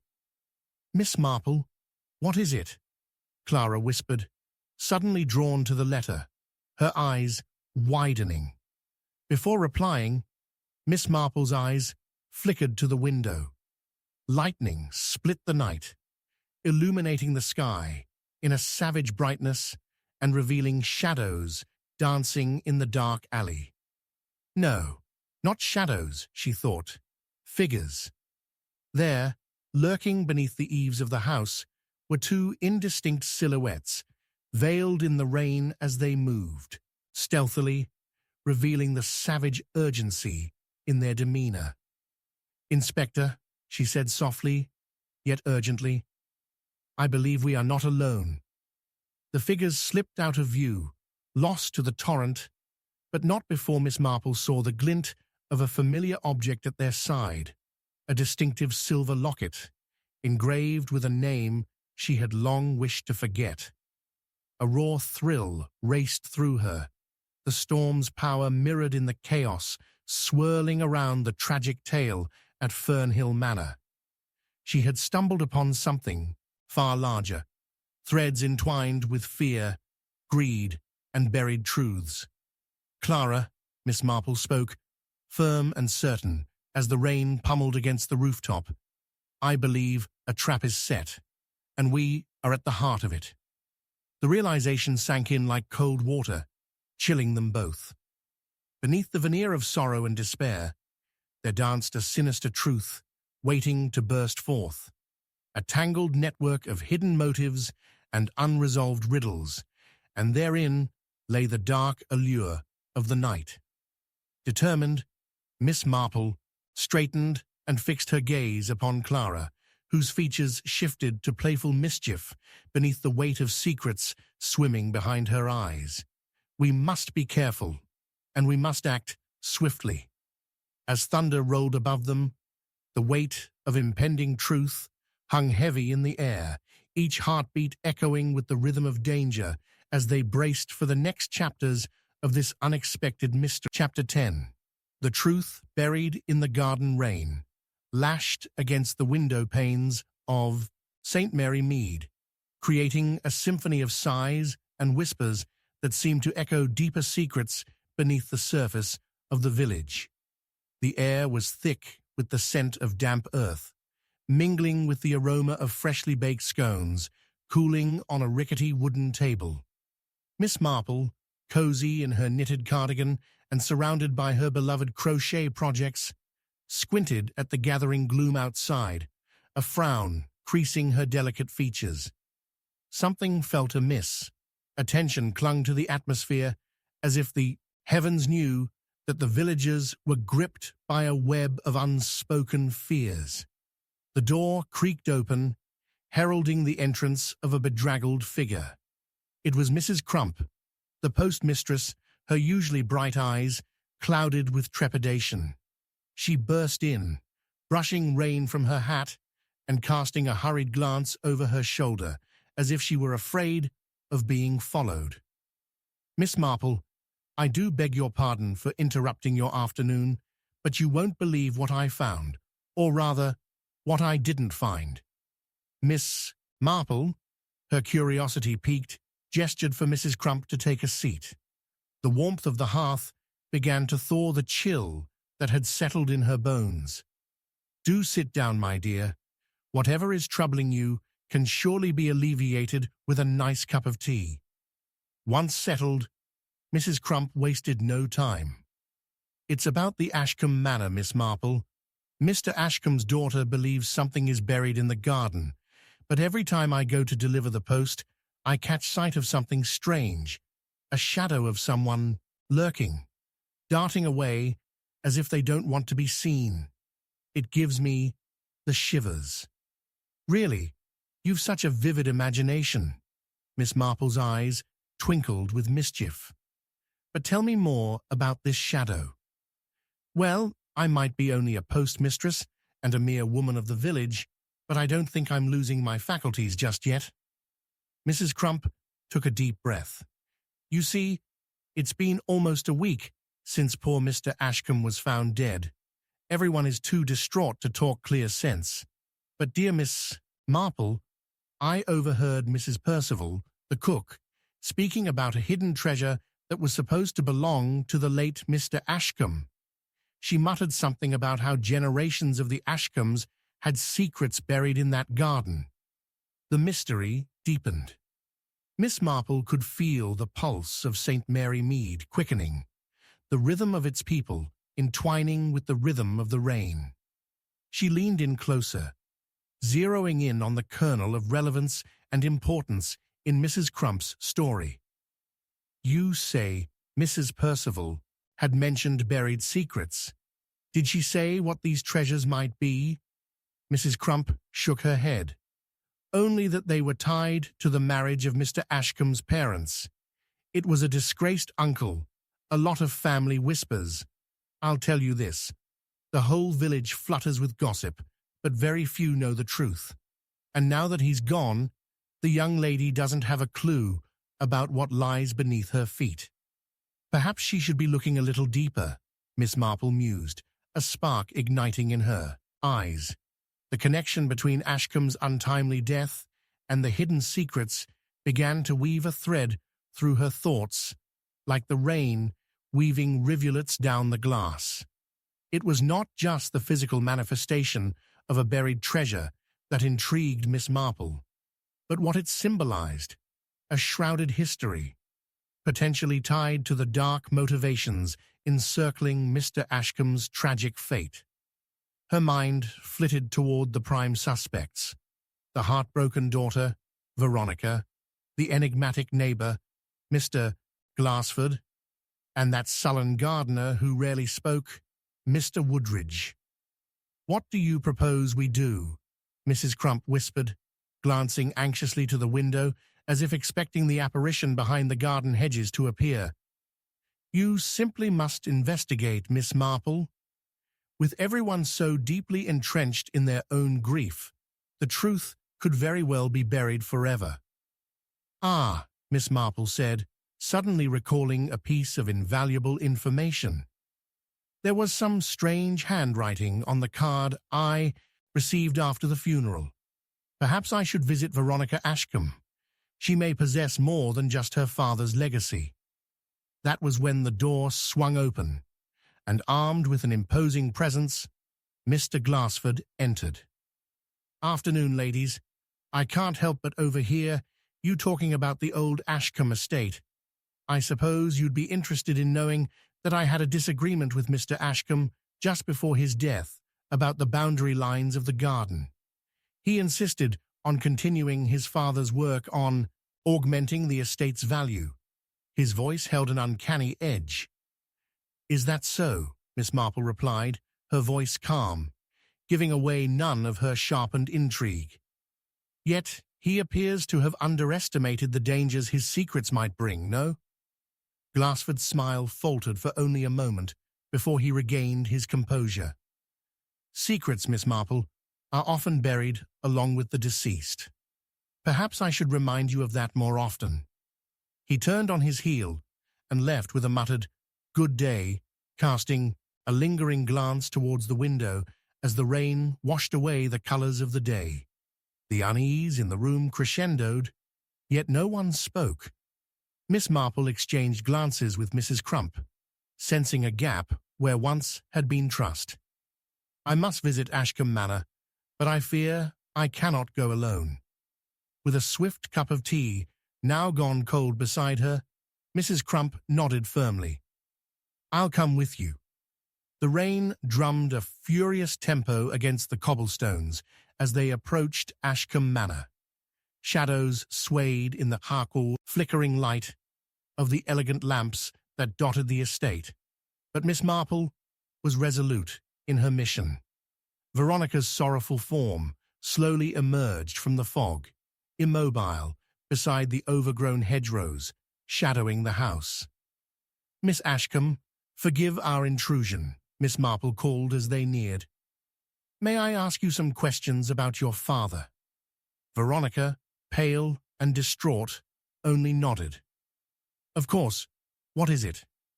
"Tell me about the garden," Miss Marple continued, observing the way Veronica's hands trembled. "And if there's any truth to what people say about treasures and hidden secrets."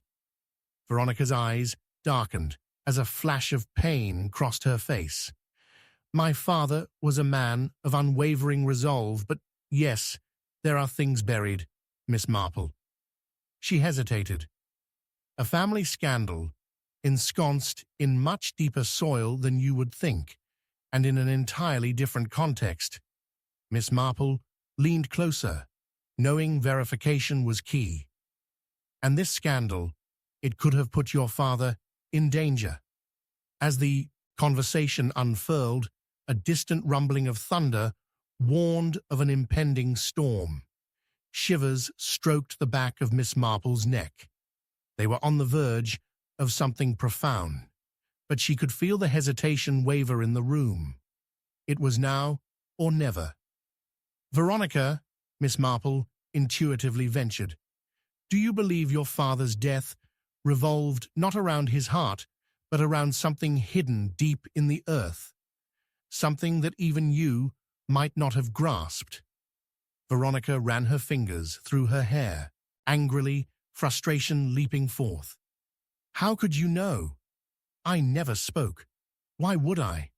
I thought I was lucky to feel the love he gave, but now I wonder if—" "Miss Ashcombe, it may be crucial for you to remember even the most innocent of family ties," Miss Marple interjected gently as the once peaceful evening beckoned shadows of tension. "Right now, you hold the keys to both your father's legacy and your future." Veronica's eyes seemed to widen, and just then the wind howled mournfully, rattling the iron gate at the entrance to the garden before plunging into fragile silence. Rain transitioned into the thick thrum of a storm, washing over the flowers, saturating secrets, and ensuring ghosts would linger. "Wait here," she finally commanded, as she slipped from view into the garden. For a moment, The electric charge of unraveling connection hung tangibly in the air. When she returned, her fingers grimy and trembling, she produced a crumpled note laced with hints of rust and ink. I found this last night. I couldn't decipher it, but I held on to it. My father mentioned it the week before his death, a misplaced treasure he wished to hide. Holding out the note toward Miss Marple, a sudden flash of lightning thrashed through the darkness. In that heartbeat, Miss Marple recognized a distinct, yet desperately urgent turn of events. She squinted at the note, determining to dive headfirst into its mysteries. But it was the garden's silences that filled the air, whispering untruths and compelling stories yet unsung. Could the truth indeed be buried in layers of soil? And as she studied the note, Miss Marple's heart raced at the thought of what lay beneath the garden, and even beneath the calm exterior of those within the estate. As the curtains of dusk closed on her pursuit, she understood that this was merely the beginning. The revelation of secrets born from the ashes of despair promised more drama and more murder. The chapter ended with a resounding clap of thunder and the surreal realization that sometimes, to uncover the truth, one must dig their way through the past. Chapter 11. The Confession No One Heard. The storm rolled in with a premonitory growl, the night air thick with the smell of rain as it clashed against the cobblestones of St. Mary Mead. Lightning streaked across the sky, illuminating the gabled roofs of the quaint village.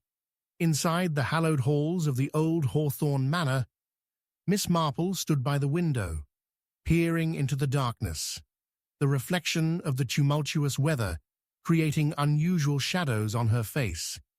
It had been an immense gathering since Lord Hawthorne's demise, a macabre reunion disguised as mourning, where grief masqueraded as suspicion. The manor itself creaked and groaned as if echoing the tension broiling within its walls, amplifying every whispered conversation, every hurried footstep echoing down the grand staircase. Just hours earlier, they had stumbled upon the curious note tucked inside a book of poetry in the library, a note written in an elegant hand that spelled out a confession, yet had gone unnoticed by everyone else. The confession was vague, cryptic, yet it spoke of guilt that gnawed at someone's conscience. Miss Marple's sharp grey eyes flickered toward the heavy oak door as the sound of footsteps approached. It was Mrs. Pritchard, the housekeeper, her usually stoic demeanor cracked by the undercurrents of anxiety.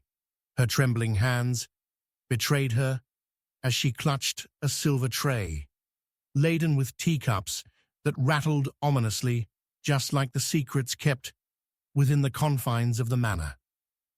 "Miss Marple," she murmured through parched lips, "there's something I can't shake off." "Take a seat, Mrs. Pritchard," Miss Marple instructed gently. "You look as if you've seen a ghost." "Worse, I fear," the housekeeper replied, taking a seat across from her. "I overheard something. Two of the guests, late last night, in the drawing room." Her voice lowered, as if the shadows might eavesdrop. Miss Marple leaned forward, her curiosity piqued. "What did you hear?" "It was Mr. Beasley, the local banker," Mrs. Pritchard confided in a hushed tone. "And Lady Eleanor. They were arguing about something. A mistake, they mentioned." Lightning flashed again, and the room was momentarily bathed in harsh white light. Dancing shadows flickering wickedly across the walls. Mrs. Pritchard's voice shook along with the thunder, but her eyes sparkled with an urgency that drew Miss Marple closer. "It was never meant to happen," I heard Lady Eleanor say. "Now, there's no going back." A chill crept down Miss Marple's spine. And that's all? The conversation turned quite heated afterward, but just as I thought to venture closer, I heard Mr. Beasley say something hushed that I couldn't catch. Perhaps it was nonsense. Perhaps it was revelatory. She paused, the weight of her words heavy in the air. But Miss Marple, he was holding your poem, the one you left behind. Miss Marple's heart quickened. Her poem was a simple piece about a fleeting love, but turning into a darker elaboration of desire and betrayal. It was more to her than mere words. It carried intimate sentiments she had carefully tucked away. But why would Mr. Beasley, shrewd and sensible, be referencing it? The intertwining of a banker and an enigmatic noblewoman felt like the delicate threads of a tapestry woven from more than fate. "Mrs. Pritchard," Miss Marple said quietly, "do you ever think that such confessions are veiled attempts to dignify deeper, darker truths?" "Sometimes, Miss Marple, I think they're much better being left unsaid." The storm surged outside, punctuating the tension within their conversation. As Miss Marple returned to her reflections, she felt compelled to confront Mr. Beasley. Yet alluding to this overheard altercation would only invite avoidance. It was clear his psyche held a chasm of secrets deeper than the torrents of rain outside. "Thank you, Mrs. Pritchard. I may need your keen ear even more before the evening is through," she assured, sending the housekeeper on her way. Outside, the wind howled like a creature unhinged as she stepped into the library. The dim light flickered, but the flicker revealed the disarray left in the wake of yesterday's racket, the books haphazardly arranged after an emotional search for answers. She approached the worn, leather-bound volume once more, her fingers grazing over the neatly folded note she had discovered earlier. The powerful aura of unspoken confessions sparked her imagination. As she held the letter, she could almost hear whispers of a story unspooling, one filled with regret, entrenched in ink and confession. An analysis of the handwriting presented itself, an upright script that conveyed confidence but trembled at the edges, mirroring a mind's struggle against guilt. Just then, the sound of footsteps from the corridor pulled her away from her reveries. She turned to see Lady Eleanor herself stride through the door, her silk gown trailing elegantly behind her. Yet the air around her was weighed down by an almost palpable tension. "Good evening, Miss Marple," Lady Eleanor said. Her voice, though sweetly resonant, contained an undercurrent of steel. "I trust you're not burying yourself in those dusty tomes again." "They do provide the best company in times of mystery," Miss Marple replied lightly, peering inquisitively at her poised guest. "Do you ever wonder, Lady Eleanor, if there are secrets hidden between their pages that are better left unread?" The lady's eyes narrowed, yet she preserved the semblance of graciousness. "One can only hope that the present remains untouched by the past. It is filled with so much." She hesitated, pursuing words that seemed jagged around the edges. "Possibility. You would speak from experience, then?" Miss Marple leaned deceptively casually against the mantelpiece, her presence a gentle probe into the contours of Lady Eleanor's psyche. "I presume all of us have been touched by the hand of misfortune," Lady Eleanor replied with a measured smile. It was a definitive statement, yet a vague confession, and there was something in her tone that sent Miss Marple's pulse racing.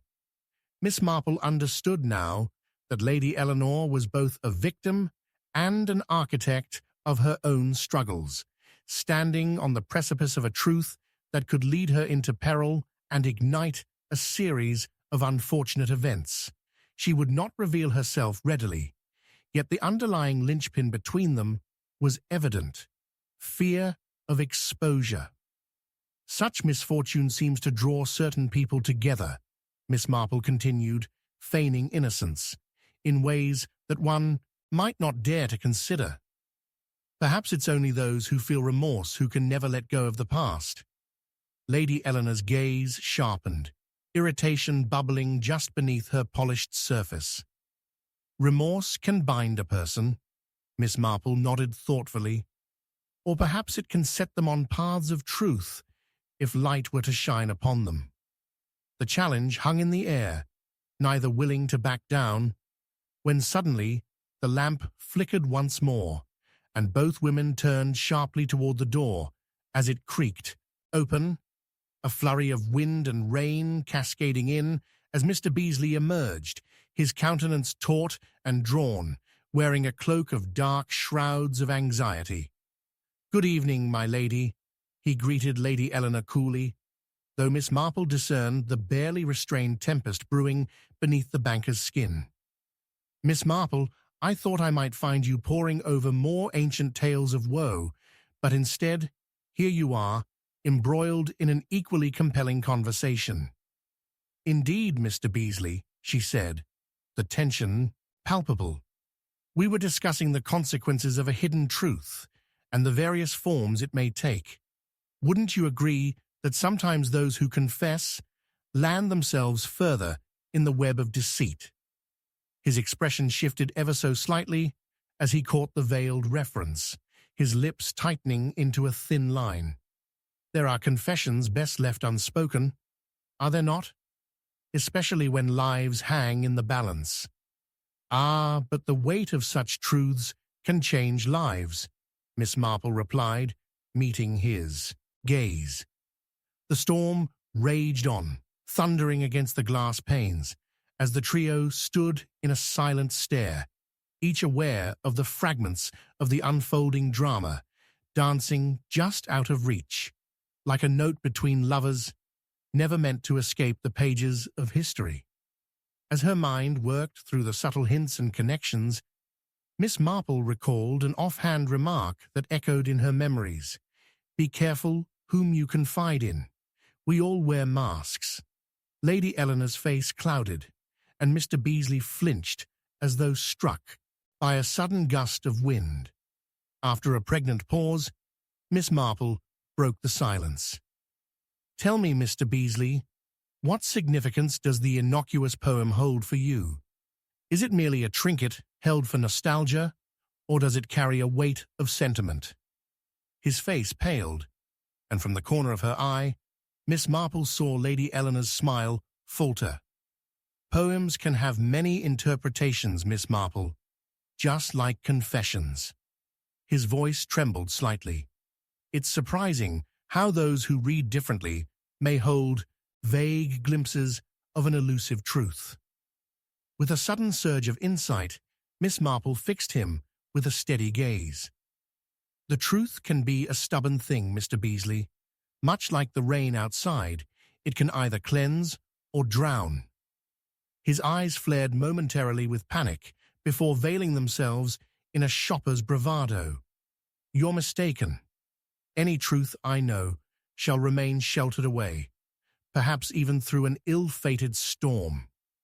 And with that, he strode toward the door, steel clashing with hesitation in his every step. "Before you go," Miss Marple called, but he had already disappeared into the corridors of the manor, shadows swallowing him whole. "You've spooked him, Miss Marple," Lady Eleanor murmured, her voice wavering gently as tension wrapped like vines. "Best leave the poor man be. He has enough upon his conscience already." "Perhaps you are mistaken," Miss Marple said quietly. "The confession no one heard is often far louder in its silence." Silence reigned, yet questions clattered inside. Miss Marple's mind, spinning webs of logic woven with threads yet to be severed. If remorse ebbed and flowed with a confession that could also restrain, what murky path lay ahead for those who dared to speak? As the rain poured heavily outside, a new thought flashed in her mind. illuminating the suspects like a flickering candle. If Lady Eleanor's steadiness veiled a darker tale, if indeed it was she who had been privy to the innermost secrets twisting within the shadows, then her every word was designed to hide more than it revealed.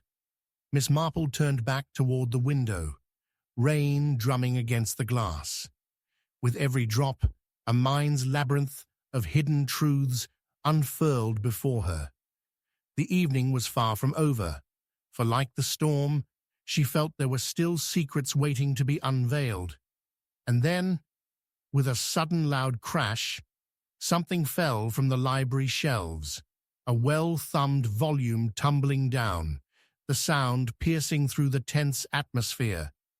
Miss Marple knelt to retrieve it, gasping as she saw what lay within the pages, an envelope with the name Beasley, scrawled across it in the same elegant hand as the confession she had found earlier. The confession no one heard had just taken an ominous turn, and as she lifted her gaze back toward the condensation-slicked window, Miss Marple realized the pieces were still rattling in the air, unconstructed and wild. It was only the prelude of the unmasking yet to come. A confession, perhaps, that would change everything. With a heart hastening under the weight of her thoughts, Miss Marple knew her next move was urgent. The truth lurked in the storm's shadow, and she could not shake the feeling that they were perched on the very edge of revelation. Would she penetrate the fog of silence before it all unraveled into chaos? And on that knife's edge, Chapter 11 loomed over the evening like a dark spectre, pregnant with truths yet unveiled, teetering dangerously on the brink of deception. A confession no one had heard was about to break free from the ruthless chains of doubt, and Miss Marple could not afford to let it slip away. Chapter 12. The Secret Beneath the Staircase. The rain beat relentlessly against the leaded windows of Larkfield Manor, a constant, insistent rhythm that matched the racing heart of Miss Marple as she descended the worn wooden stairs. It was pitch dark outside, save for the occasional flash of lightning illuminating the corners of the grand foyer, revealing dust motes dancing in the air. The night had been filled with whispered revelations and shrouded glances, a tapestry of tension that wrapped around the small collection of guests retreating into their rooms, yet their silence spoke volumes. Earlier that evening, the atmosphere had shifted dramatically after the shocking discovery made by Inspector Craddock. Mrs. Langley, the seemingly dutiful wife of local landowner Gerald Langley, was missing.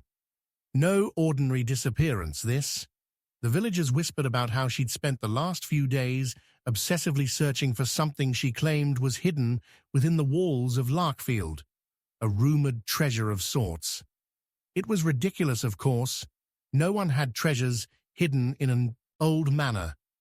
But as Miss Marple stood in the foyer, she couldn't shake the feeling there was something far more sinister involved. In the drawing room, a few embers glowed weakly in the hearth where a fire had once blazed, while the rest of the guests, including Gerald Langley himself, displayed their unease with shifting in their seats as if the upholstered furniture had become a hotbed of secrets. Miss Marple tucked a stray lock of hair behind her ear and settled into a corner, her eyes scanning, their anxious faces like an eagle surveying its meadow. "Perhaps she's simply gone for a late stroll," muttered Mrs. Henshaw, seemingly anxious for distraction as she fiddled with the pearls around her neck, the glint of them almost eerie in the flickering firelight. "You know how she is when the weather clears. She loves to wander the grounds." "Too bad it's frightfully ghastly out there," came the voice of Arthur Bracegirdle, a distant cousin of the Langleys with a penchant for sarcasm. "I'd wager Mrs. Langley's common sense is taking a vacation, just like she is." Several pairs of eyes rolled toward him, heavy with disapproval, although a few chuckled nervously. That laughter, however, quickly faded, for no one could ignore the shadow lurking in the corner of the room. Inspector Craddock, his brow furrowed, capturing every word like unspoken evidence. There was an unbreakable tension that threaded the air, thick with uncertainty, as though a killer might be hiding among them. "What do you think has really happened to her, Inspector?" Miss Marple asked, her voice soft but steady. Craddock leaned in, his eyes fixed on hers. "Some believe she fled, Miss Marple. Awfully romantic, that idea. Others think it far more likely she stumbled into trouble." He scanned the rest of the room, his gaze lingering before finally returning to her. "But I know you have an inkling. You always do." Miss Marple smiled faintly, her mind already churning with possibilities. "If I may, I'd like to investigate a little further. Surely there's something to find under this roof." Much to her surprise, Craddock nodded. "Then perhaps our search should begin at the beginning, where she last mentioned having seen it, I mean." "Ah, yes. I recall something along those lines," Mrs. Henshaw chirped, her voice hiccuping with excitement. "She talked of a staircase, I think. You know the one. A twisty, dark affair, quite crooked, if memory serves." "Indeed," Miss Marple replied. "There are secrets in the spaces we ignore. There's more to staircases than meets the eye, I assure you." The storm outside rumbled in concordance with her thoughts, offering a foreboding warning as Miss Marple stood, steeling herself against the cold air wrapping around her. She approached the staircase, resolute, determined to unearth whatever had eluded the others. The creaking of the ancient wood was an uninvited symphony, playing only for her, each step resonating with the ghosts of the manor's past. At the base, darkness yawned wide in the narrow corridor leading beneath the stairs, larger than she had remembered. A disquiet choked her, yet she pressed on. Once there, kneeling to trace her fingers over the framework, she felt it. A subtle anomaly, a shift, unlike the rest. Her heart beat faster as she noticed an age-old foggy spot in the wood, heavy with dust, as if it hid a secret too distant to uncover. The air was thick with the scent of dampness, littered with stale years. Carefully she examined it, the frayed edges of her fingertips braving the unfamiliar surface. It was there, a latch, cleverly concealed among the pretext of wood grain and shadow. With a quiet determination, she twisted it, and to her astonishment, the panel at the base of the stairs creaked open, revealing a crawl space shrouded in darkness. The sound of thunder clapped overhead, shaking the floor, fusing the moment with tension and urgency. Braving her instincts, Miss Marple took a moment to gather her breath before she wormed her way through the opening. Inside, it felt like starlight had been robbed. The darkness clung to her, and she could hear the distant drip of moisture, eavesdropping secrets from the thick walls. Suddenly, something cold touched her hand, an object, neither natural nor expected. She flicked on a small flashlight, squinting into the void. The beam of light fell upon a small box, ornately shaped, stained dark with urgency, or was it fear? It bore a twisted keyhole that flickered like an eye in the light. Her heart quickened. Just then, a shadow flitted past the entrance of the crawl space, a figure moving too quickly, just out of reach. "Who's there?" she called, tightening her grip on the box. But the figure had vanished into the quiet of the manor, like a wisp of smoke. Should she pursue, or would it unearth another layer of treachery? But there was no more time to waste. She turned her attention back to the box again, her pulse thrumming with trepidation and wild curiosity. Inside, she found not treasure, but a collection of old letters, their yellowed edges whispering tales of love and betrayal. As she began to tune them, one particular letter caught her eye, its ink running with the elegance of an eloquent farewell, revealing the name Gerald Langley repeated in cryptic sentences, obscured by the passage of time. Could it be? The pieces were slowly falling into place, but a single fragment was missing. With the storm raging outside, she could feel the air, thickening with an uneasy finality. What had Mrs. Langley discovered that had induced her disquiet, or perhaps led to her disappearance? And how was Gerald interwoven into this tale? The sound of footsteps echoed through the hallway, pausing just outside the entrance of the crawl space. Panic bubbled beneath Miss Marple's calm exterior. She pressed back against the shadows, clutching the letters to her chest.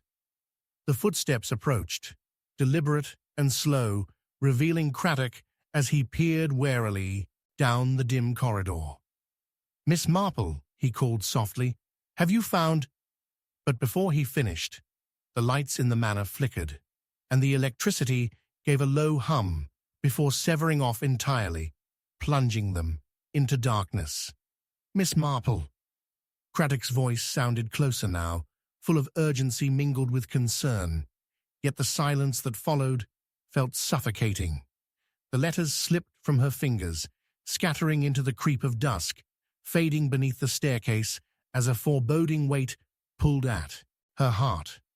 Suddenly, the sensation of dread that had encircled her tightened its grip. The secrets of Larkfield were far from buried. As Miss Marple turned toward the sound of her name, the air stilled. She could sense the unsolved questions swirling around her like fog. Who had been watching her? What lay in the unopened notes? And what secrets were hidden from her grasp? In the somber hush, just as Miss Marple's mind began to tease at the strings of deduction, a heavy thud echoed from above, sound too familiar and too ominous to ignore. The feet of a broken spirit, the clamors of the old manor rising again. Craddock's urgent voice barely broke through the constricting silence. "We must search the upper floor." But before he could step back, something shifted behind him, a fleeting presence, veiled just past the edge of the shadows, poised to reveal a truth that may be too deadly to confront. Miss Marple gritted her teeth, steeled herself with resolve. Whatever lurked within the ether demanded return. The chase had commenced, and though the night faltered, a new dawn threatened to reveal the essence of the dark, be it a heart set to confess or a killer ready to strike once more. As thunder rumbled above, it reignited their need for urgency. She could feel the chilling thought that with every moment wasted, secrets were slipping deeper beneath the shadows, hidden truths yearning to come forth, binding them all tighter to the legacy of darkness that was ascending through Larkfield Manor. All that remained was to crack the key to open it, and as the storm howled its rage, Miss Marple's heart raced, knowing that the next turn would be decisive. She faced the deepest shadow of her suspicions, aware that whatever lay ahead would untangle lives and desires, drawing the threads of mystery closer to the final resolution. The end was closing in, a fervent chase after the truth, waiting there beneath the staircase.